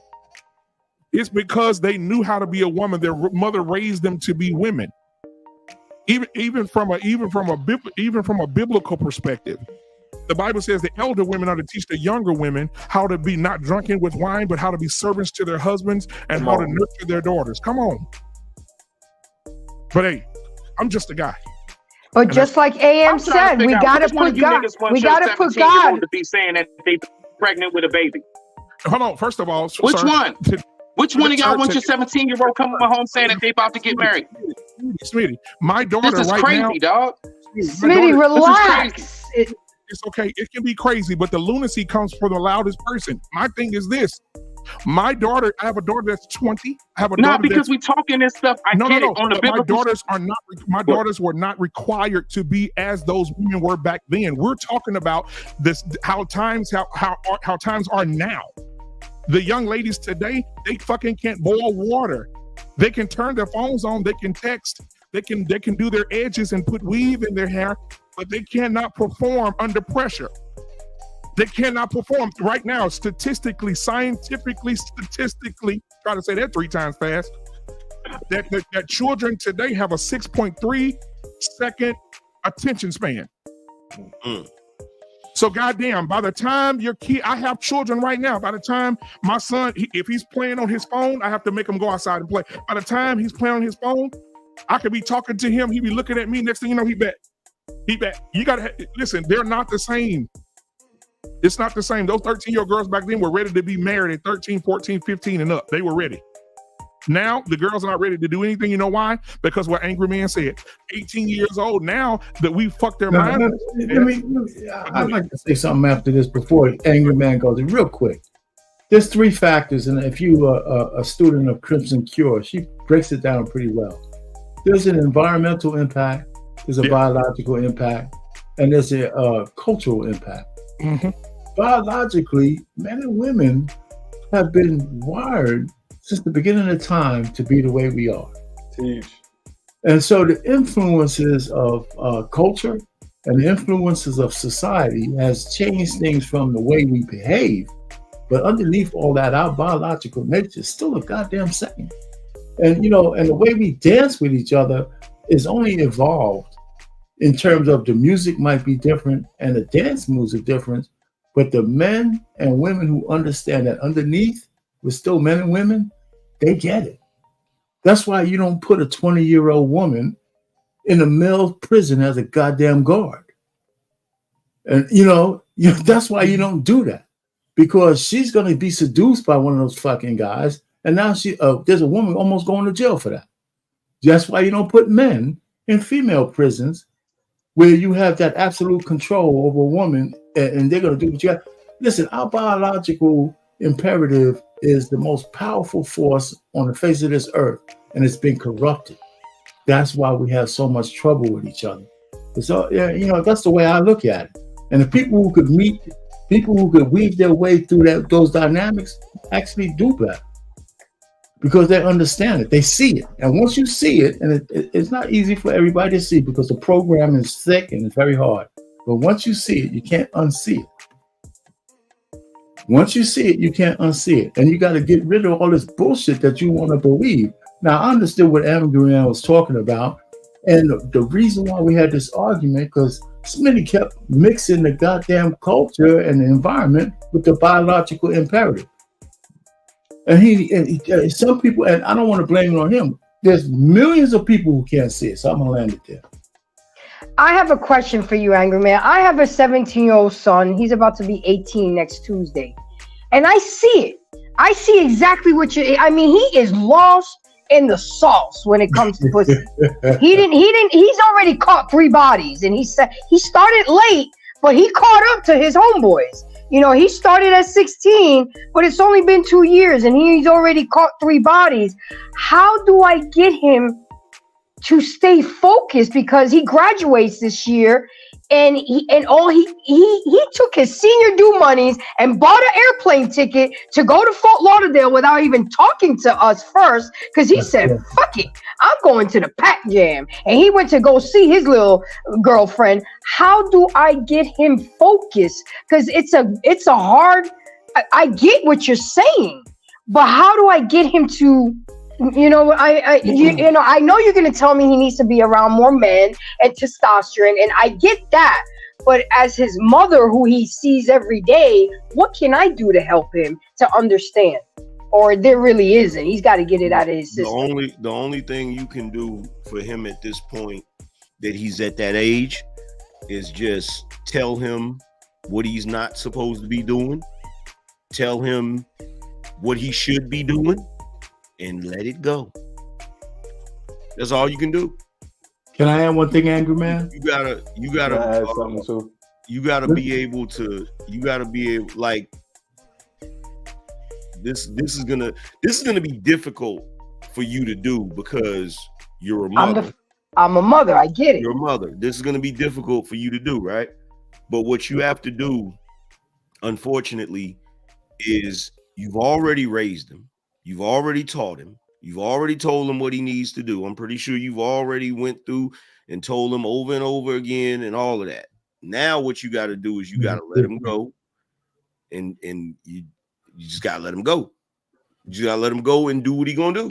And I'm ready to do that because once he graduates high school, I'm packing all his shit and I'm dropping him off at his dad's house. I'm gonna ring the doorbell and run. Great. Because you're absolutely right. I did everything that I can as a mother and female. Grace, one more thing. I swear, I'm really hard on this. You can't stop him, right? But if you can get a man to tell him about the consequences of him effing up, like it's kind of like a verbal scared straight. A man who's been out there, a man who's made the mistakes, has babies that he's paying for years. That's the only thing you could levy on top of everything you know. Hey, son, if you pop a baby in one of these chicks, you're going to be paying money until you're almost 40 years old for somebody you might not even care for. those kind of things, you got to scare these guys straight, because you can't change the biology. You got to get them to see the consequence of their actions. And when a man is that age, that's the only hope you got, that he can hear you. Just raise up a child and let him know that there's a consequence for his actions. And you say, listen, you don't have to, you can still have sex, but you got, in all circumstances, you got to wrap up. Oh, we prayed before he left. I said, Lord, please have him have a safe flight and come back with the same amount of people he left with. We prayed, and I gave him I gave him a box of condoms. So I stay on it. I stay on it on that. But it's not the condoms itself, and maybe it doesn't come from the mom. And I don't know if there's a man anywhere around. It's the consequence. It's really the consequence that'll change. For it, that's the thing that has to be driven home. I remember those scared straight stories where they had to take the guy to prison and shit, scare the hell out of him. But we're not talking about that at that level. It's getting that understanding in a young man that his level of discernment, he can't wait till he's 30 to get it. He can't wait till his sexual transmutation comes, because between 18 and 30, man, our hormones are going to be raging. You know, so somehow he's got to realize the consequence of his action is going to derail his future and arrest it at best, and at worst, ruin it. So you gotta find a way to let him see that, and then let him go. It's funny that he made a comment and said, Mom, I'm going to have to start checking for girls' ID. I'm 18 now. That's right. And I said, yeah, you're in the eyes of the law, you're a grown adult, and these little girls don't look their age. So he's got some type of sense. But I mean, this boy flew to Florida, didn't tell nobody. Even his father said, you can't stay here with me because you made a decision without talking to me or your mother. So he out there now staying with his best friend. I don't know where he's at. All I know is on Life 60, he's in a car going 115 miles an hour. He's here, but he wilding out right now. So Embrace, let me say this, because I like to keep it unfiltered. Yeah, when they're in that room kissing, they're kissing and they touching on each other, and them big titties hit his hand. Okay. and his dick get harder than I-10 headed to New Orleans. Oh my God. And she climbs up on top of him and slides. Oh my God, my baby. No. I got a 16-year-old son. I'm telling you, like I tell my son, and that pussy slide down on that dick. He has to be grown up to say, move so I can put this condom on. Don't let her say, baby, no, I want it now. You got grown-ass men, they can't do that. Yeah, grown-ass men can't do that. So I'm telling you, you have to say, son, no matter what, put that condom on that dick. If you do not, she could have twins, or you can walk away and your dick will fold up like an envelope headed to Germany and have an STI. I gotta reiterate a point. Go ahead, eh? I got a question for all you niggas when AM done. Go ahead, AM. I got a question. Yeah, I need to add something as well. The point guys. The point that I gotta reiterate is that's how powerful the biological imperative is. Because guess what? A condom stops pregnancy. Come on. Okay? You're literally fighting against your biology, because your biology is telling you need to make some children. You need to make some children. And guess what? This is what people don't realize. You want to talk about evolution, Smitty? You want to talk about evolution? Right now, as we speak, yes, the birth rate is super low. Right. So guess what you about to see? You about to see people doing more hooking up and more screwing than you've ever seen in your life. And the reason why is because as human beings, and I truly believe this, as human beings, our number one thing is survival. So once collectively we start to realize something is against our survival, or we're doing something that's against our survival, right, without even knowing it, we're going to start doing certain things. Right. AM, no. Okay, so look, first and foremost, just like how we have had It's the end of the world from 2012 when I was going to graduate 2000 Y2K. We have heard end of the world multiple times, and this works in the same fashion. Look, the fact is this, okay? I don't give a fuck if they talking about the goddamn ozone layer being thin or water climate changing, polar ice caps melting. This world is so magnificent in the way that it's able to keep itself together and basically rejuvenate. And the human body and the way humans are able to sustain ourselves, village after village, tribe after tribe, civilization after civilization, is basically right there, proof in the pudding of how we are able to adapt. So everything you're saying, bruh, when you're talking about survival, no, fuck all of that. We're going to be just fine. Humans are going to be here. We're going to be just fine, just like every goddamn thing else. We're going to be okay. Okay? We still have our summers, our winters, and our springs and falls. Okay? And it's still babies being born.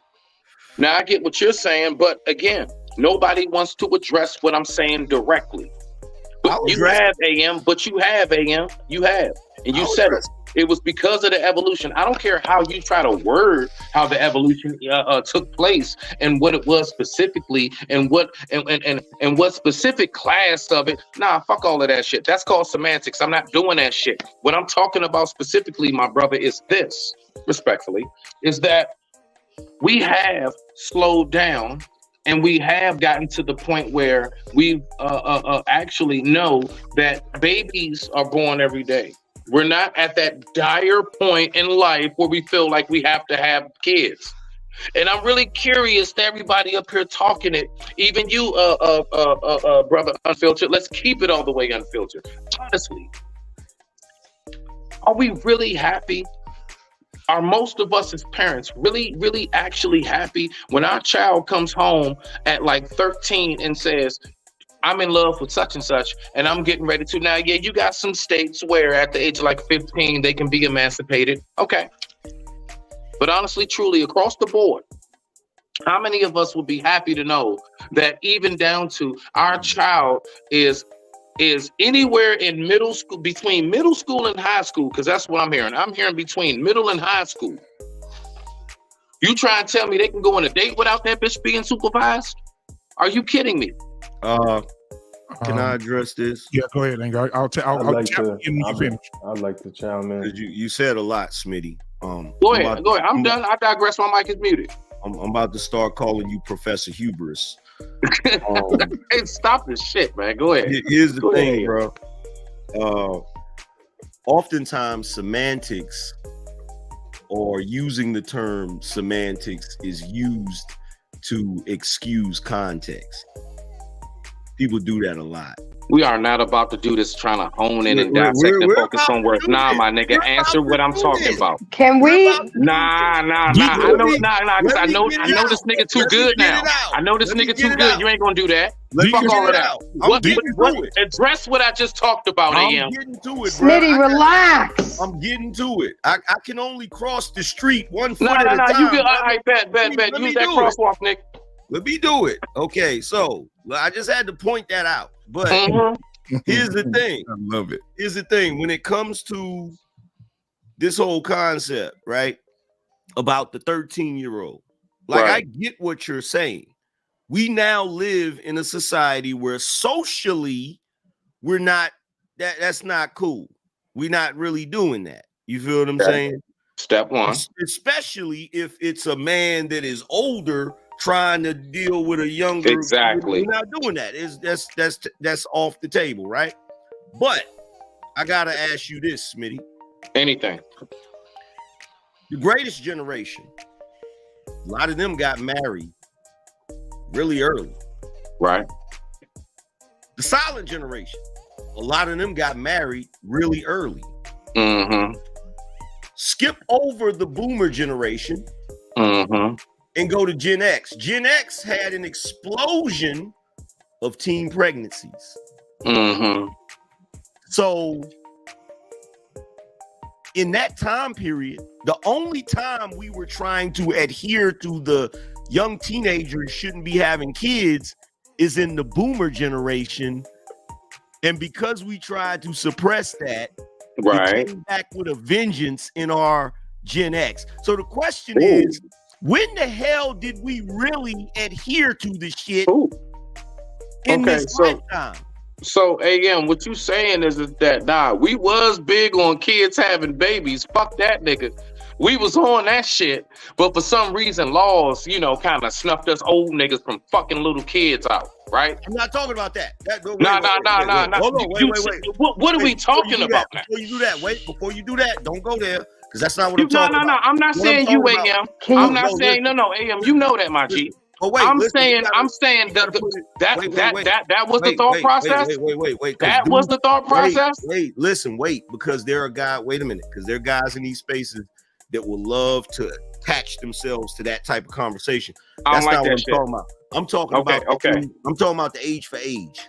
So if I'm talking about age for age. I'm talking about a teenager like a 14-year-old. I'm talking about a 14-year-old and a 14-year-old. Okay, let's all right. So even on that note, bro. So you trying to tell me that things weren't a lot more structured, and even us, like okay. So what you're going back to? You said 1900s. Of course, 1900s. Guess what? Shit is a lot different in the 1950s than it was in the fucking 1900s. True. We know this. True. So again, what does it go down to? I keep talking about the evolution. We all know that kids nowadays are a lot goddamn smarter and pick up information a lot earlier than when we were kids at their age. We be noticing that shit, how technologically they're advanced and all of that. The fact is the human body is evolving. Actually, no, we're not growing new fins and gills and shit. Wait. Come on now. Wait. No. Hold on. Wait. We gotta. Let me address that. Go ahead. Okay. You got it. You said we're not talking about. Okay. First of all, when you look at that whole process, when you look at the greatest generation, okay, and them getting married at 14 or whatever, right? And then you move forward to now, and you're saying we're evolving, and the kids are smarter. Are they? Back then, are they smarter? I say the same thing, AM, because we actually had to use our brain. I get it. Wait a minute. Remember when I said earlier that the easiest thing for a human to do is trick ourselves, right? Okay, I got you. Yes, you did. Yes, you did. Remember when I said earlier that our technology gives us the illusion that we're evolving? Remember when I said that? Yes, you did. Yes, you did. The information age is giving you the illusion that these kids are smarter. They're not. They just have more information and they have it readily available to them. They're not smarter, bro. They're not. Okay. That's a whole nother rabbit hole, because believe me, I am 1000% with you on that, because I say it all the time. We actually had to make shit with our hands. We had to actually use our imagination and brain. I don't get me started on that. So I'm with you on that. What I'm saying is that we do notice that, okay, so let's take it on the technological aspect. They are able, like a lot of us do, go to our younger nephews and nieces, get into this phone that we locked ourselves out of or whatever, or help us with this, or it's on the computer. The fact is that they know how to use these things.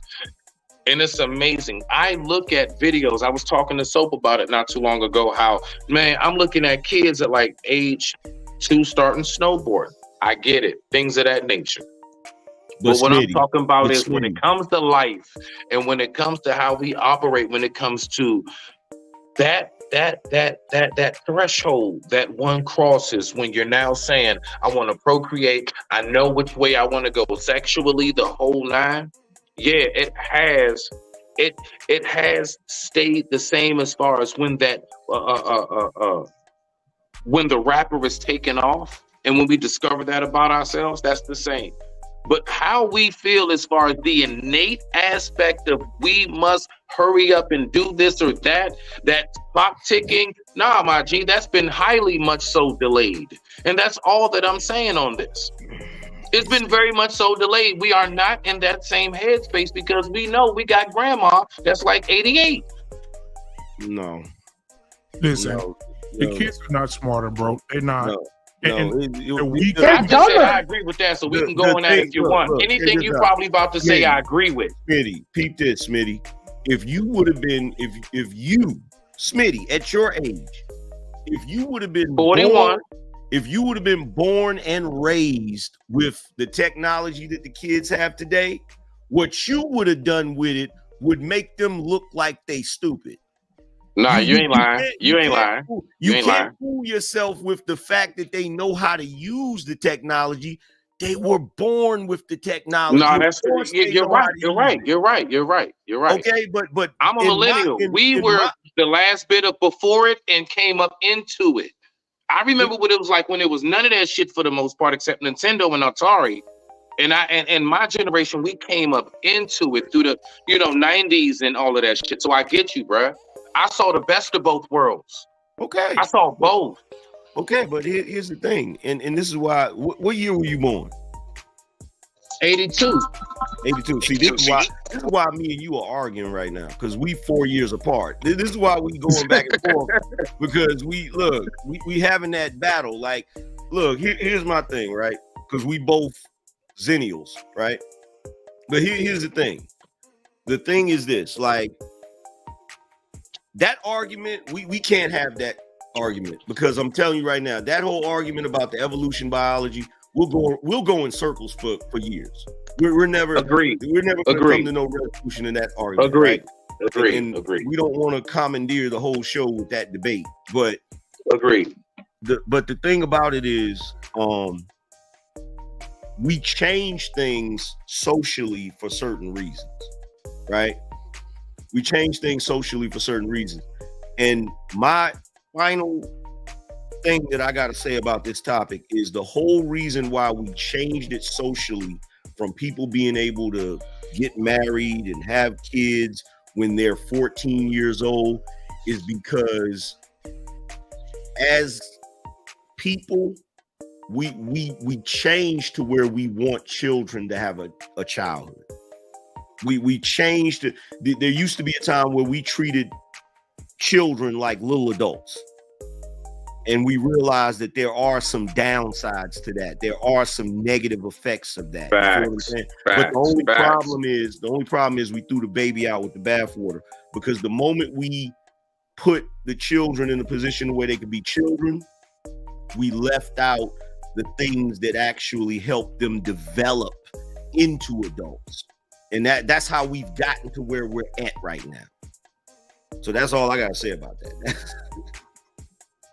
No, I'm with you on that. I spoke about that, AM, because I said that, like, it's like I learned that whole just shut up and do what I say just because I'm your father or whatever, man. Bro, that shit don't work. It don't. And I talked about it on my show how, like, we have to adapt and we have to adjust to, and even down to the ages in which our children shift into. I can't use the same tricks when she was 9 now that she's 16.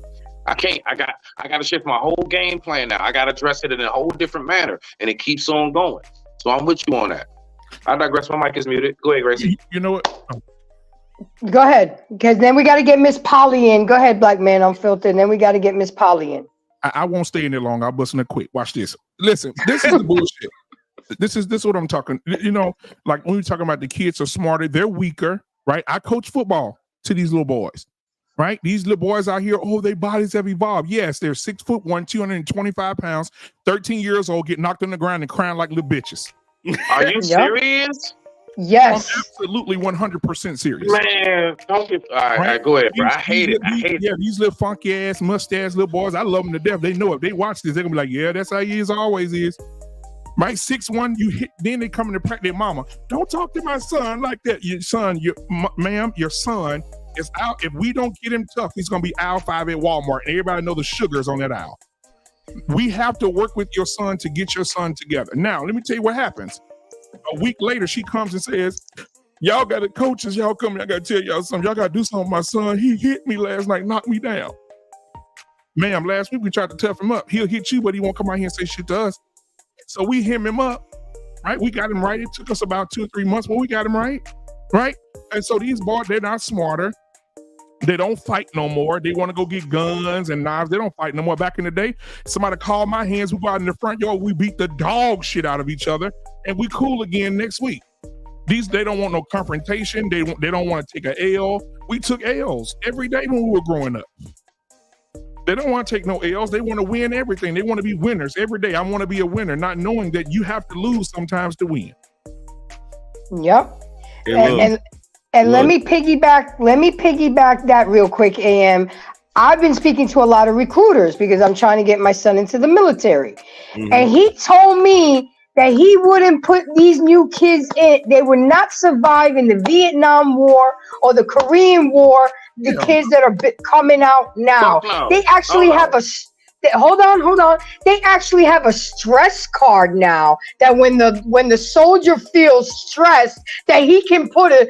Who the fuck has time to do a stress card when you're sitting in a landmine and you're in real live combat? Even the soldiers that we pumping out now are soft, Smitty, and they don't fight because everything is technology now. It's raining too much over here. It's too cold on this side. Yep. You can put a grievance in. To bring this, That's how soft these kids are now. to bring this full circle, because I don't believe in coincidence. I believe everything happens for a reason, and you can extract something out of it, right? So the overall topic, who is the prize?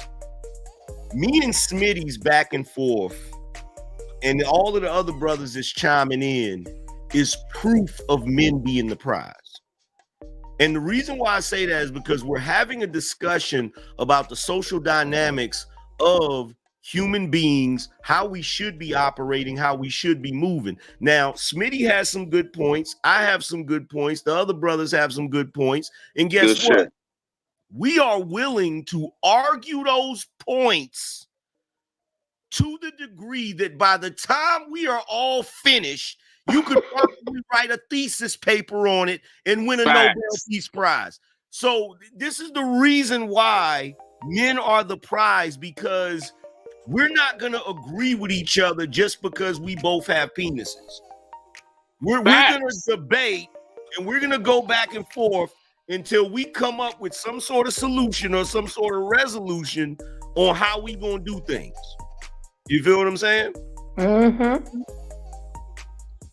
And that's why I like dealing with men more than women, because we can argue, we can curse each other out, and then we can go have a beer later and like nothing ever happened. But women can't do that. Women will want to try to bring their mama in, their grandma in, the neighbor down the street, and it's just unnecessary. And that's why I stick like y'all like glue. But Stanley, I know you've been patient, listening. Go ahead. Yeah. What say you? What you got to say? Grace? Happy birthday to your son. Hello, everybody. What's up, Unc Smitty? AM, what's up? Lord Light Skinnedness, how you doing, sir? Good to see you again. Hey, I want to go 3 points. It's going to be real quick, and 2 of them belongs to AM. AM mentioned a while ago about the worst of us have outbred the best of us. And when we're looking at like the birth rate of people who, you know, we call the Pookies and Ray Rays, they breed the most children. And a second point he brought out before, and that's what made me think about like, yeah, I'm the prize, men are the prize.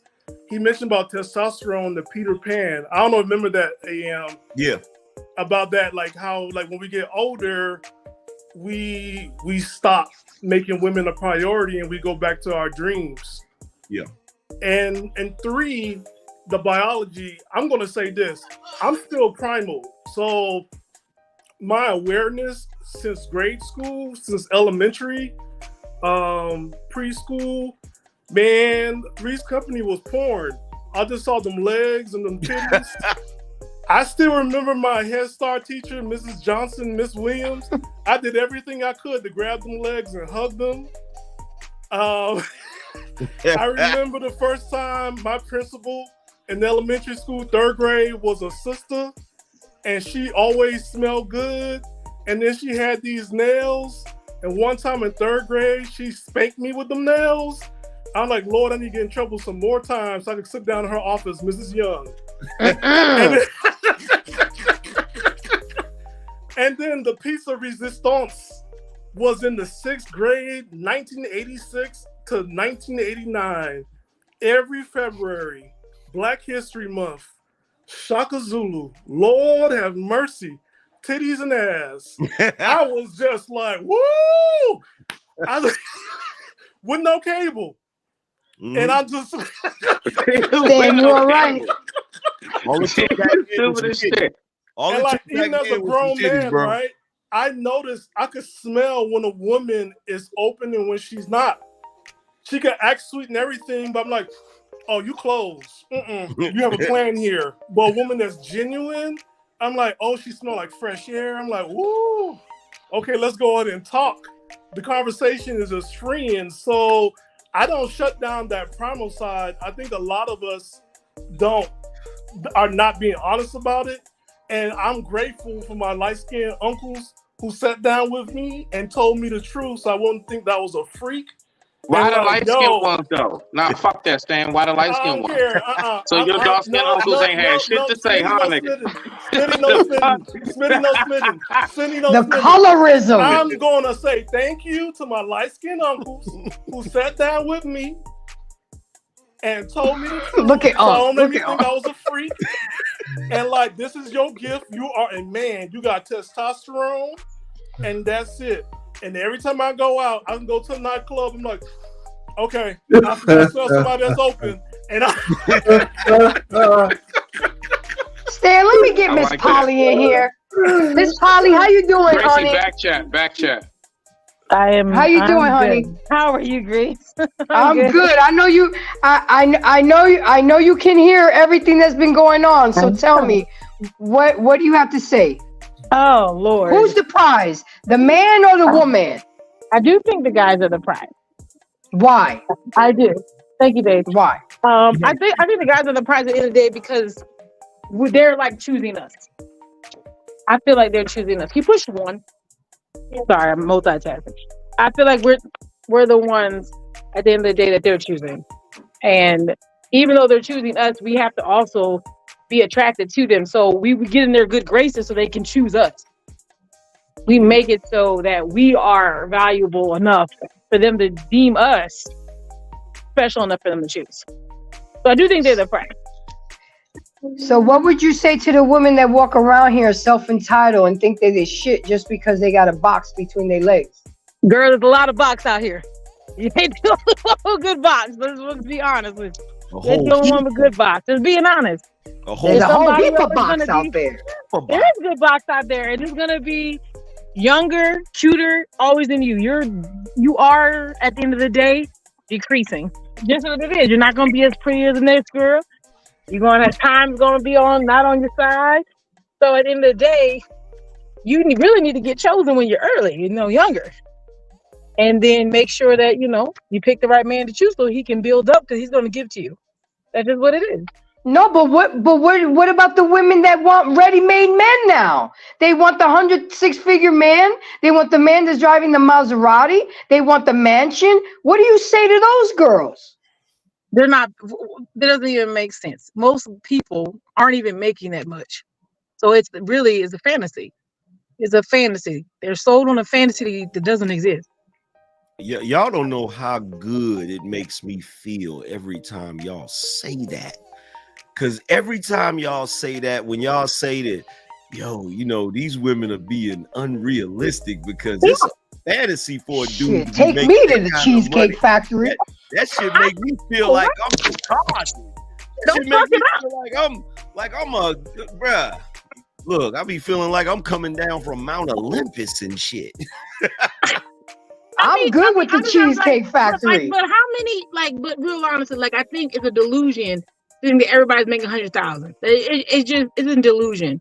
If that was the case, social we'd be having media. all these people with lots of issues. I'm not saying there's no one who makes it, but the fact that not every girl's gonna come out the hood and have this dream man.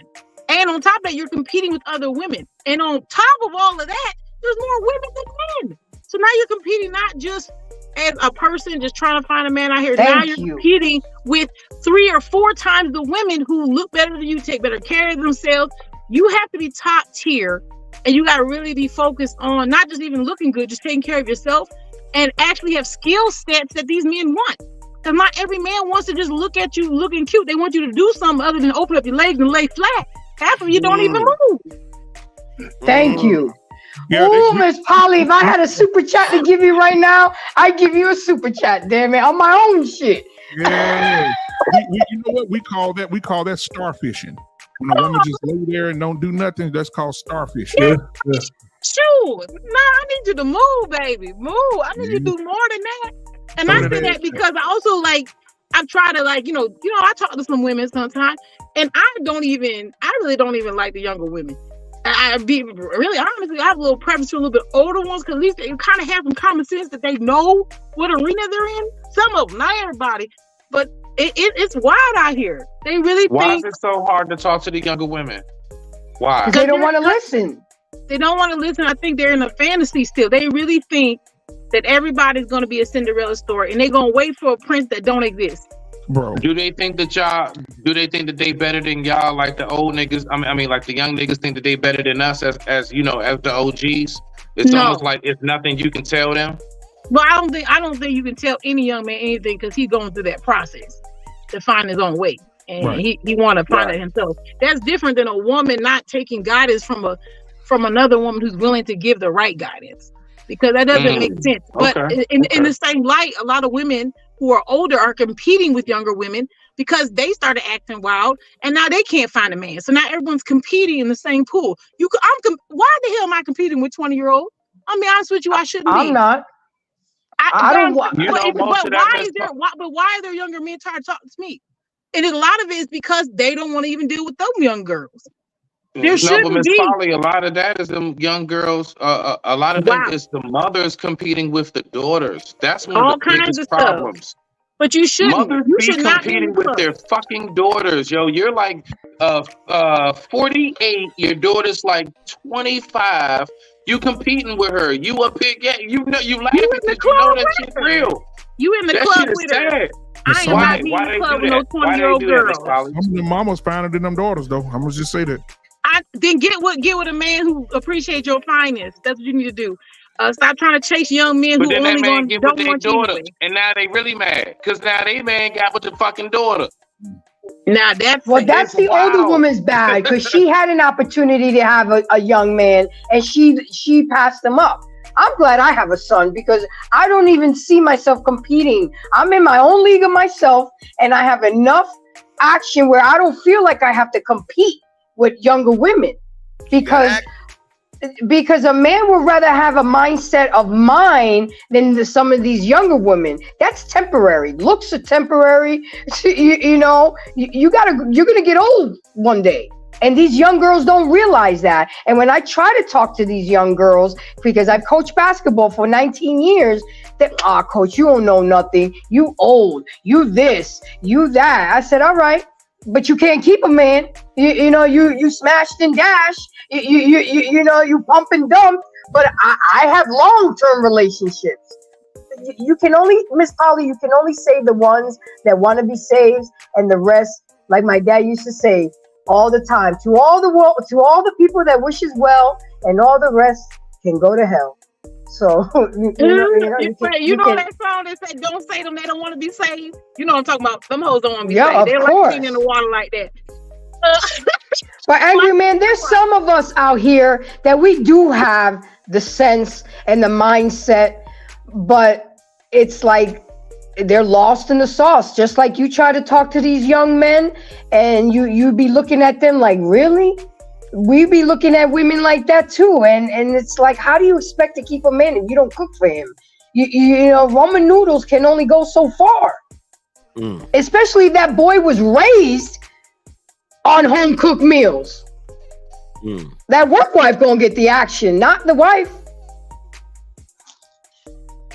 I'm still stuck on the mythical nature of the 6-figure man. Like, for us brothers out here that make 6 figures, like, to all the brothers out here that make 6 figures or more, like, you just don't realize your godly level. You gotta You're a commodity. You're a hot commodity. That's what it's called. You are. That's what I'm saying. Like, if you actually make, I'll even put it this way: if you make it even over 60, I think that's pretty damn good. To be honest with you, that's pretty damn I could work with that. I could work with that. That sounds kind of good. Good. That's okay. That's okay. That's cool. I'll take it further. it's always been known that if you're a brother and you make whatever, because let's just go back 35 years ago. If you're making $35,000 a year and you single, have no children, you're still the king out here moving if you know how to navigate your social life. Now, here we are 30 years removed. If you're making $50,000, $60,000 and you are disciplined and you don't have children and you don't just buy stuff just because you like it or feel good about it, and you can save a quarter of your money, 25, 30% a month, man, you still the king. You're still the king. You can pick and choose. Just remember, it's always more women than it is men.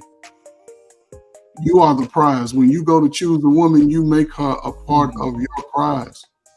She cannot be a wife if you don't choose her. But if you're a single guy, your golden ticket is no children, just like a woman. Your value only lasts until you become a non-virgin. Once your virginity is over, your value starts going down. Because you can be 22 as a virgin, you can be 35. Your value goes down. It starts going down once you become a non-virgin. So the guy would marry you at 28 if you're a virgin. But some guys, I don't understand why guys wouldn't, but you're still pure. You ain't got all these bodies that everybody's running into. You got to make sure. But you got to Does make that sure. come with stipulations, Uncle Ferg? Does it come with stipulations? Like, for example, say you lose your, say she loses her virginity, but she lost it to the man that she lost it to her husband, who she waited for till marriage, and now she has one in the oven. Does her value go down, or does it then go up because she's a mother? Could that be the one stipulation? Anything outside of that? Yeah, it's going down. Can I answer that? Anybody, rock out. Shit. I like to talk provoke. Let me answer that for Smitty real quick. Confused. Let me answer that. Where's that clip? Hey, Smitty, if you open up a can of Pringles and you pop the top, right? It don't matter how good the Pringles taste, bruh. If they sit out after the seal is broken, sooner or later, what happens? Okay. Okay, all right, you got me there. Because I do That's a good analogy. My barbecue and sour cream and onion. Like that, Okay. but All right. I hate to have to put it like that, but it is what it is. You feel what I'm saying? Like, okay. But you know what? Let's talk about the virgin thing, man. Men in the West have already. Hold on, Miss Polly. No worries, baby. No, hold on, real quick. Men in the West have already acquiesced about whether a woman's pure as a virgin anyway. That's not the prerequisite for a woman anymore. It's whether she's a whore or not. Right? I mean, you know, most of us men, we don't take enough. We don't trip over the fact that a lot of our loved ones have had sex before. We don't trip over that. But here's the thing, R-Pain. Here's the thing. I agree with you totally on that. But I got to go back to my Pringles analogy. Now, once you crack open them Pringles, you feel me? If half of them are in there and you hand them to me, I'm a eat. I like Pringles. That's what I was about to say, AM. Goddamn. But I'm not gonna beg for those Pringles. You feel me? I can take it. Buy you a new can. Nah, but he got a. But who is? No. But how many of us niggas have actually peeled the top? Exactly. How many of us, our girls, we the ones that peel the top, my nigga? Because we love Pringles. The only problem is we not trying to beg for Pringles. That's the problem. And I'm not trying to be the dude that got to reach all the way to the bottom of the can. You know what I'm saying? Damn it, man. They're all crushed out on the bottom of the can. And that, you can't even enjoy it. And Smitty, if you ordered a hamburger and you got to the one that they gave you a bag, got halfway down the road, poured over and finna eat the burger, and there you go. It was bit off of it. Are you gonna eat it? No. No. Why? Fuck no. Depending on how hungry you are. I'm gonna take it back and I'm getting somebody fired. Now, okay, now watch this. But if you gave that same somebody getting fired. If you gave that same hamburger to a homeless man, what would he do with it? Oh, he's eating that motherfucker, man. You know, He's and that's the difference between Pookie and Ray Ray's and us.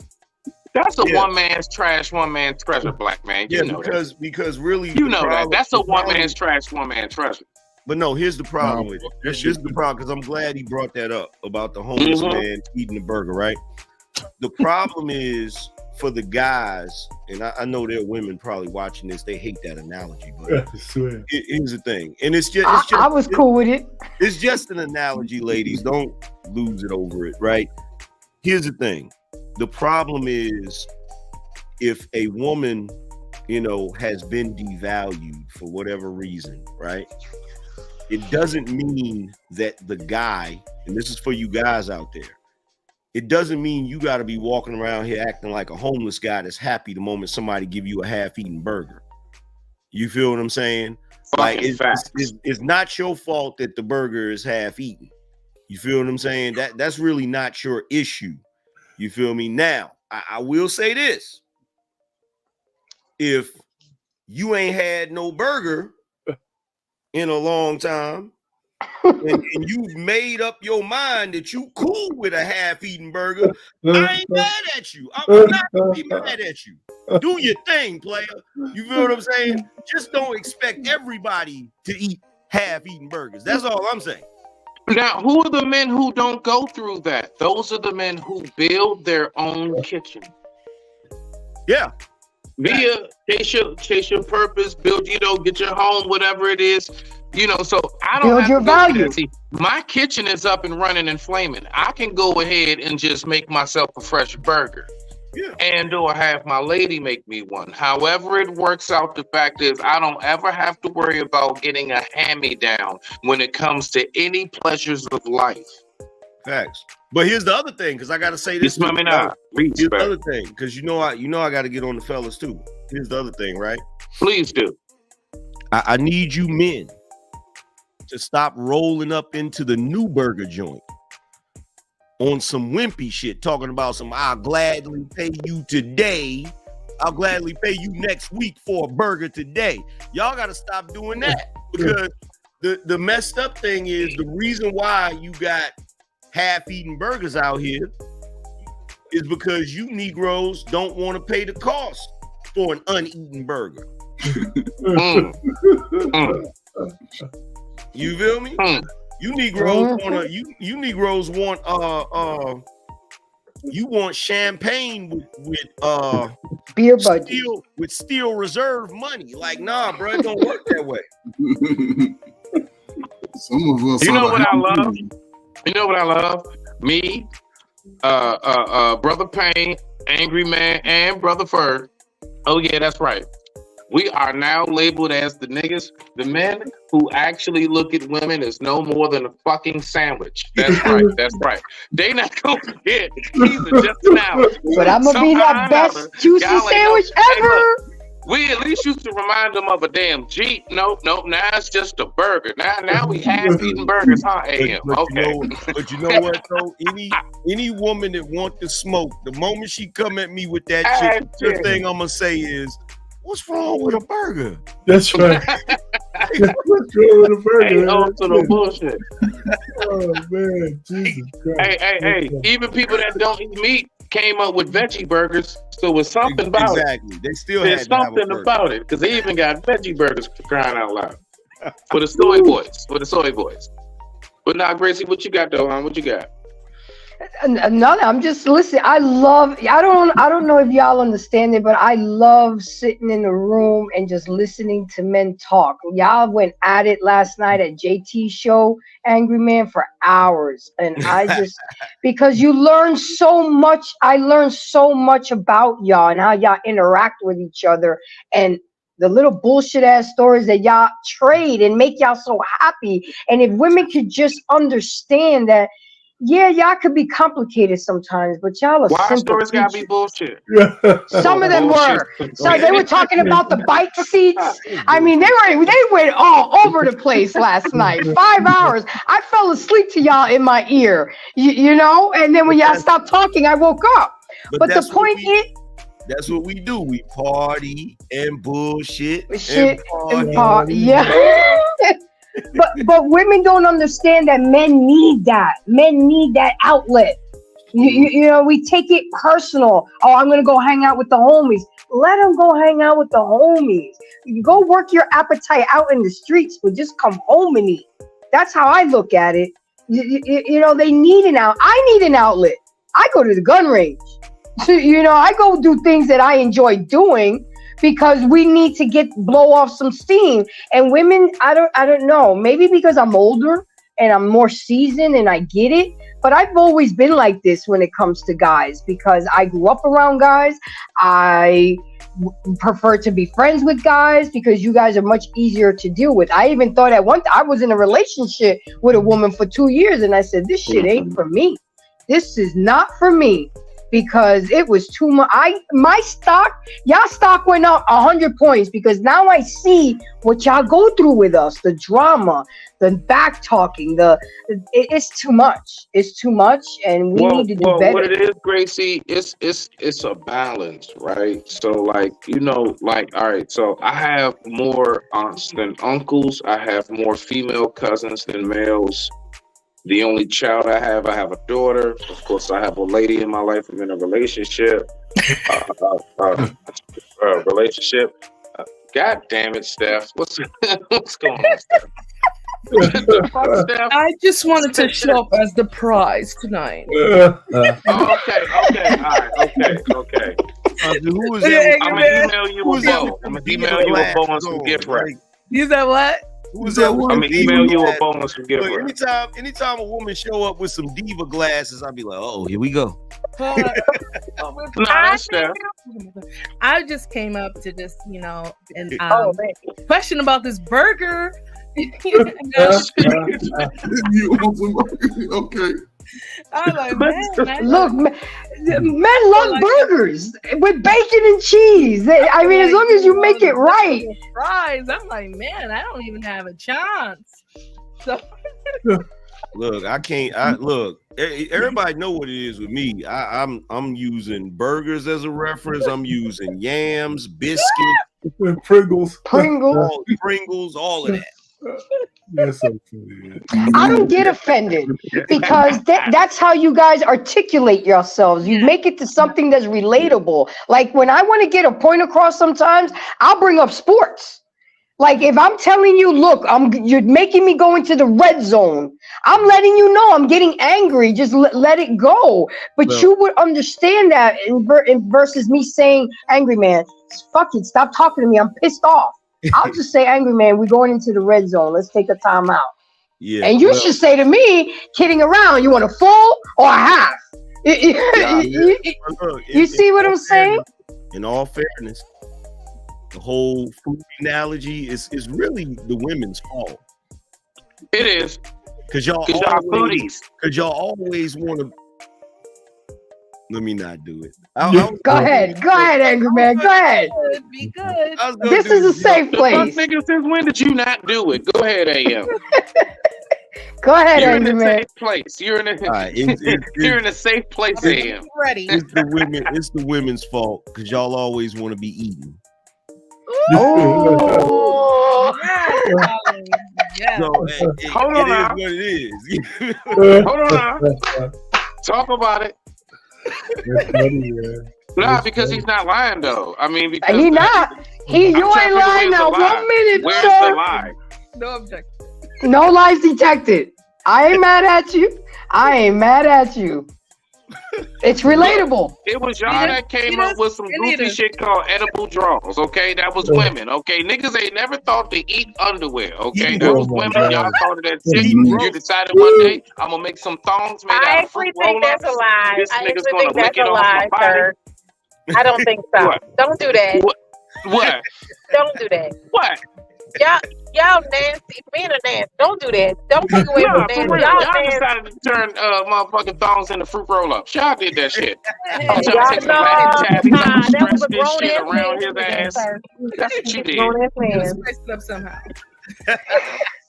No. Where are we going with this? Where are we going with this? I don't know. Where do women ever go with shit, Gracie? Where do y'all ever go with shit? I'm just riding the wave. But I Half think women that out here don't everybody on even this wear panel. underwear in the first place. So Oh. coming up with edible underwear sounds stupid because they don't wear them. No, Miss Polly, don't do that. I'm being honest. Let's be helpful. She said, "What? For What'd she real? say? What'd she say?" Say it again for Angry Man. I said most of the time women out here ain't wearing no damn underwear. So the person who came up with edible underwear was a man because he wanted to eat something that he thought was on a woman, but it That's ain't that there. sundress move. I already know about y'all. That's that sundress move. I don't trust none of y'all with a sundress. My girl say she going out with a sundress. You better lift that bitch. Look, as you walk out the door, I'm going to install a fan that blows up at the door. So soon as you walk out, it go up, and I'm gonna see what's going on before you leave out. I'm gonna see I what's heard going on. It's today, gonna blow man, a smooth if they up. can get some air up in And there, it's gonna be activated on high.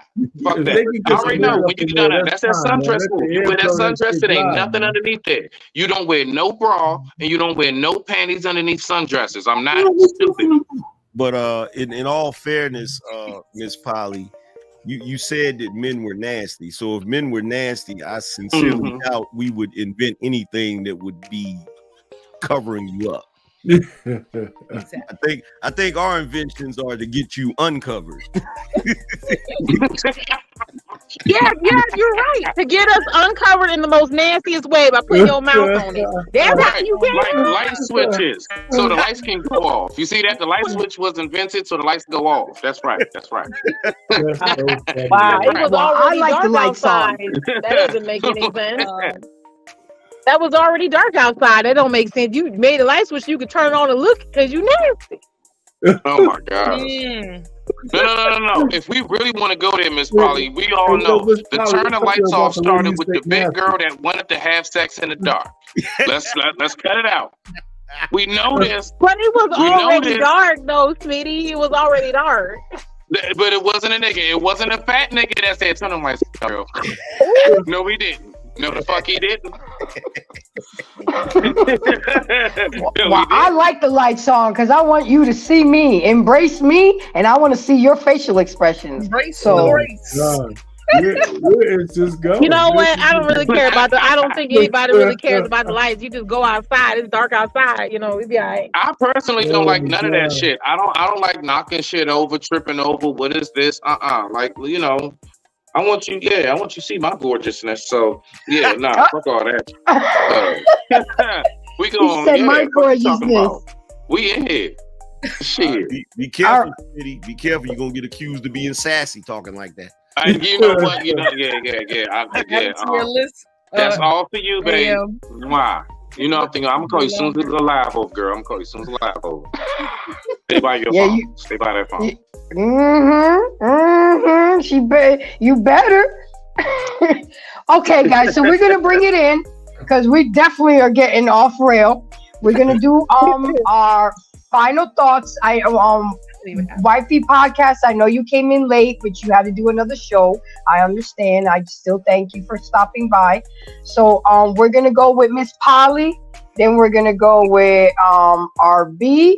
Then we're gonna go with Wife School Podcast, Smitty, Angry Man, and then I'll close it out. I know I jumped all around the Why board. don't you let Miss Polly and then Steph go since she just came? Everybody else spoke. Why don't you let Steph go so she can go ahead and do her thing real quick? I don't have no. Okay, you know what? I'm gonna put it in the order where everybody. One part of that, Steph. You just got here, girl. Go ahead and do your thing. Everybody else say what the fuck they had to say. You go ahead and get your word in. Wait. Put somebody up before me because I'm going over the bridge. I don't know. There's only three ladies up here. You trying to get ladies? Look, you trying to be gentlemen, okay? I'm trying to hold the door, damn it. I'm trying to hold the door. Yeah, okay? I'm choppy because I'm going over the bridge. So like one person ahead of me. Yeah. There we go. Okay, guys. So I put it in the order where everybody's gonna go. And hold on. Let me see. Let me change. Okay, there we go. So we're gonna do our final thoughts. Tell me your final thoughts on the topic. Anything else you want to add? If you want to add some bacon to the cheeseburger, whatever you see fit. But go ahead and talk your shit. You got about 3-4 minutes. Let's do it. Miss Polly, and again, thank you for coming. I certainly have embraced you on other podcasts. I'm glad you finally came here tonight. But go ahead. What say you? Yeah. Oh man, yeah, I do think, like I said earlier, was, that the men are the prize. I think they just women are in a delusion that they are, they're the ones that are actually the prize because they want someone to pick them, which to them that would make sense if you're being picked, you're the prize, right? But that's not the case because we're really out here competing for men, the most valuable men. So we're competing for them to choose us. So at the end of the day, when we're chosen because they are the prize, we're actually putting ourselves in a position where they can choose us. And the women out here right now aren't providing the skill sets and learning about men, actually learning about men and seeing how they move and how they act, how they interact, so that you can be the person that they want to be with, other than just for sex. Because sex short term. So I think they just need to move a little differently, but being in that mindset that you're the prize, you're always going to be by yourself. And I think they need to really change that and stop living in a Disney fairy tale that doesn't exist. It definitely doesn't exist for the minority. And we got to realize that and come to the conclusion that, at the end of the day, there's a lot of people out here who are looking for people who are valuable and they're being overlooked because someone's saying they're not good enough all the time. And they are good enough. So that's my last word. I'll let it be. I appreciate that, Gracie. I'm glad I was able to catch you on at work. So thanks for having me up. No, thank you for coming. I appreciate you, and you're welcome to come anytime. Okay, Miss Diva, it's your turn. Talking about women don't get stale. We sure as hell do. Well, thank you for having me up here. I know I come in late, but I believe that I know maybe you guys didn't discuss this, but I believe that the man and the woman are the prize. The man is seeking a prize-worthy woman that he can invite into his life, and a woman is seeking a prize-worthy man that she can attach herself to lead her and cover her. And in fact, them coming together and living out the beauty in their relationship, how they chose each other in that love and how they show up for each other, that is the prize that we need to see more of. It's the lack that we don't see it. We just don't think that it doesn't exist. So we try to over-evaluate ourselves because we just want it so bad. It's really crazy. But I believe both are the prize when when two people are mature, in terms of relationship and marriage. I think in terms of marriage. I know people, they think in terms of one night and all those things. I don't think about that. So then it's more selfish in that manner. But two people that are mature, they come together, they value themselves as a prize. Maybe he's first place and maybe I'm second place. So that doesn't rob anything from me because I just serve a different purpose. And he serves a different purpose. And so we both win at the end of the day. That's it. Hey Steph, I'm getting you a burger for that. You get a burger for that song. You let me know what you want on that thing. Let me know what you want on that thing. All right. Thank you for that, my dear. I appreciate you, and I always a pleasure. Okay, Mr. R. Payne. Hey, thanks for having me up. Hey, listen, it's good to be on this panel, man. Angry Man's here, man. Grace and all of us. Anyway, listen, I think one of the problems we have is that women have priced themselves out of the market, the loudest ones. The loudest women have priced themselves out of the market, and they haven't realized it yet. Well, let me take that back. They're starting to realize it. But one of the things I would like to see on these panels, the female panels, there's a few women that are starting to do this. For these dream men that so many women keep asking for, I really would love one panel with a whole bunch of women saying exactly what they would do for that man. What the hell would you do for that man you want? I mean, you can have a laundry list of 1,000 things. I don't give a shit. Just spend 15 minutes telling us, what are you going to do for that dream man? It's absent. Now, some of you ladies start to allude to it. Take heed to the message.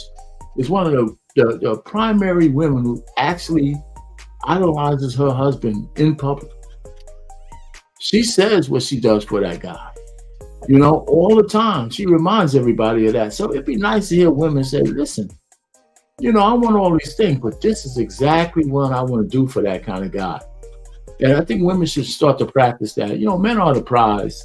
And the fact that women can't answer that question readily kind of proves it. You know? I hear you. All right, so that's it. Hey, thanks for having me up, you guys. Absolutely. Thank you for coming. Unc, what say you, Unc, my light-skinned brother from another mother? Yes, ma'am. I mean, our pain, you know. Put it into that damn background too good, looking like Zordon and Power Rangers and shit. The fuck? You need to come on, darken that up some.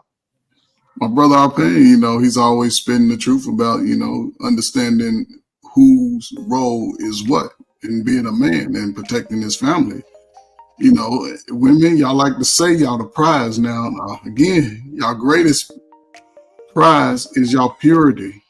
Unfortunately, sisters, y'all giving up the cake too goddamn early. Y'all burning up, y'all giving up the cake, and y'all can't get no icing on it because by the time you come around to the icing, you already got some slices taken out of the fucking thing. So you gotta just work on just teaching the younger women to hold on to their purity as long as possible. You know, I know it's hard today because everybody leads with money and clapping cheeks. And guys, you know, to understand your true nature, just focus on who you want to be or what it is you want to do. You know, and don't spread your icing everywhere. Because a lot of time that shit be molded and you see what the results are. So, you know, it's just a different time that I see that my greatest and youngest and strongest generation of adults, these motherfuckers ain't getting along. Y'all ain't building shit. Y'all ain't building sand again together. Y'all ain't doing nothing, but everybody giving up the cake and too much fucking icing. So, you know, we gotta just move it and get to a better space, really, because right now, shit, the world is moving around us and we still standing in quicksand. If you young and you haven't gotten your life and you trying to figure it out, don't have a baby, male or female. That should have put you in the poverty lane for 20 years. It'll be hard to move out.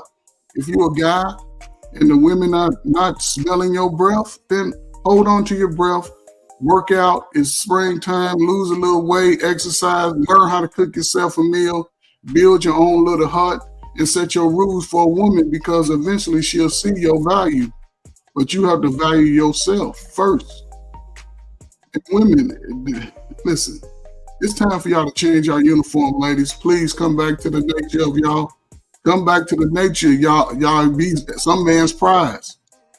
You have to understand, y'all more. It's more y'all than us. There's more boxes than what we need. That's why we can get as many boxes as we can. But we only want one of them to be our wife. And if you're not presenting yourself in that manner, you're just another box to us. Because not one box stands out above the other. It's the qualities of that woman that's going to stand out, who she is in our heart. So you got to really think about changing the dynamics. And we going into 2025. We talking about relationships, and ain't no generation better than the other. We all fucked up in America. You got to make your life better by your decisions and how you move going forward. Other than that, shit, as a man, I don't feel sorry for you. You just got to work it out. As a woman, I hope that you can find your safety, because if not, you're going to have to cover yourself, and it's scary as hell. I know y'all scared. I can see it in your eyes. But become a wife. Read the scripture. Take what Angry Man say, what Arpain say, what Grace say. Smitty, you know, he's a baby, but he's trying. But you got to take things and apply it to your life, and then practice it and see how it turns out. And write down your experience.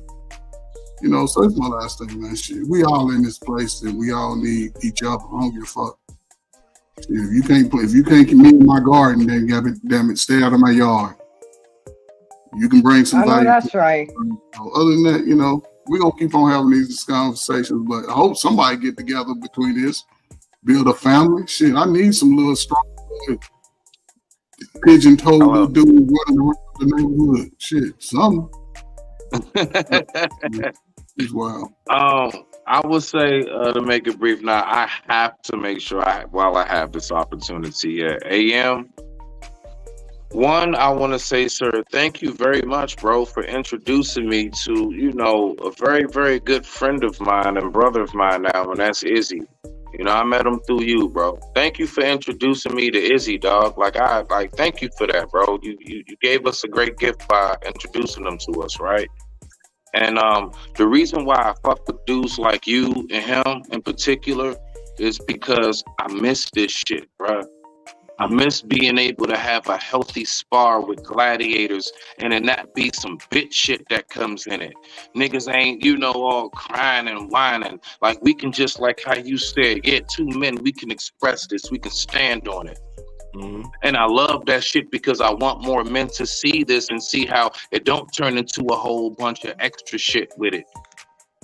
Two strong men can have a nice little healthy spar, as I like to call it.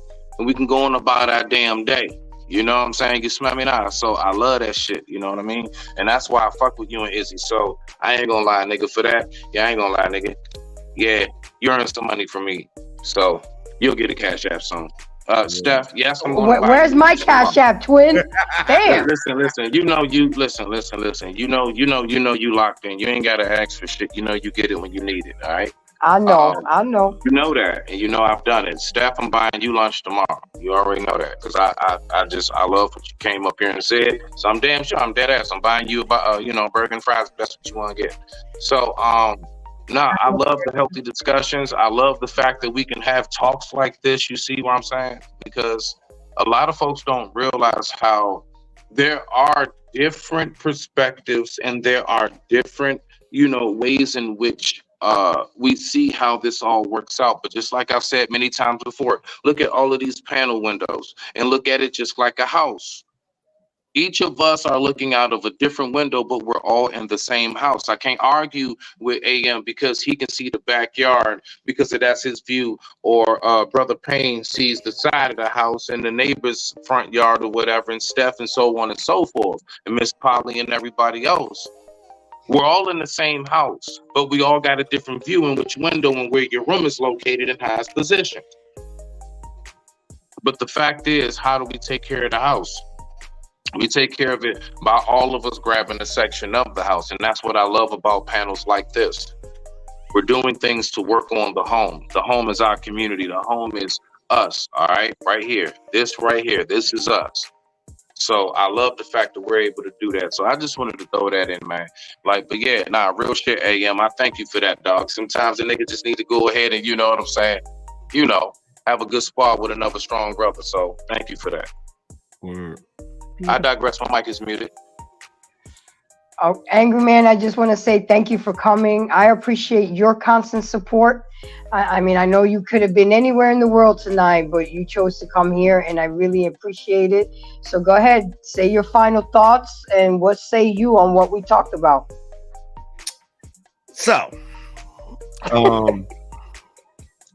it has been said that women age like milk and men age like wine, but this is incorrect. This is a misnomer.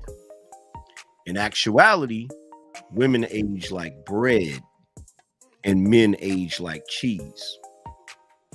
Now, if you take care of bread, it can last for a while. But the thing about it is, everybody loves fresh bread, fresh out the oven. Everybody loves buttery, fluffy biscuits. You feel what I'm saying? And don't nobody want to eat no moldy bread. You feel me? So you got to take care of the bread. But the thing about bread is complimentary. And men cannot live on bread alone. You feel me?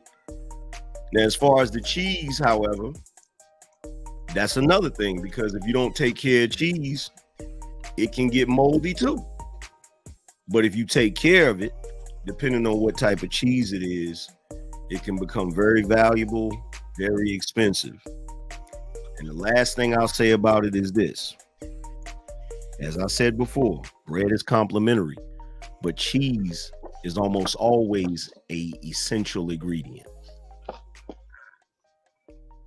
I know that's right.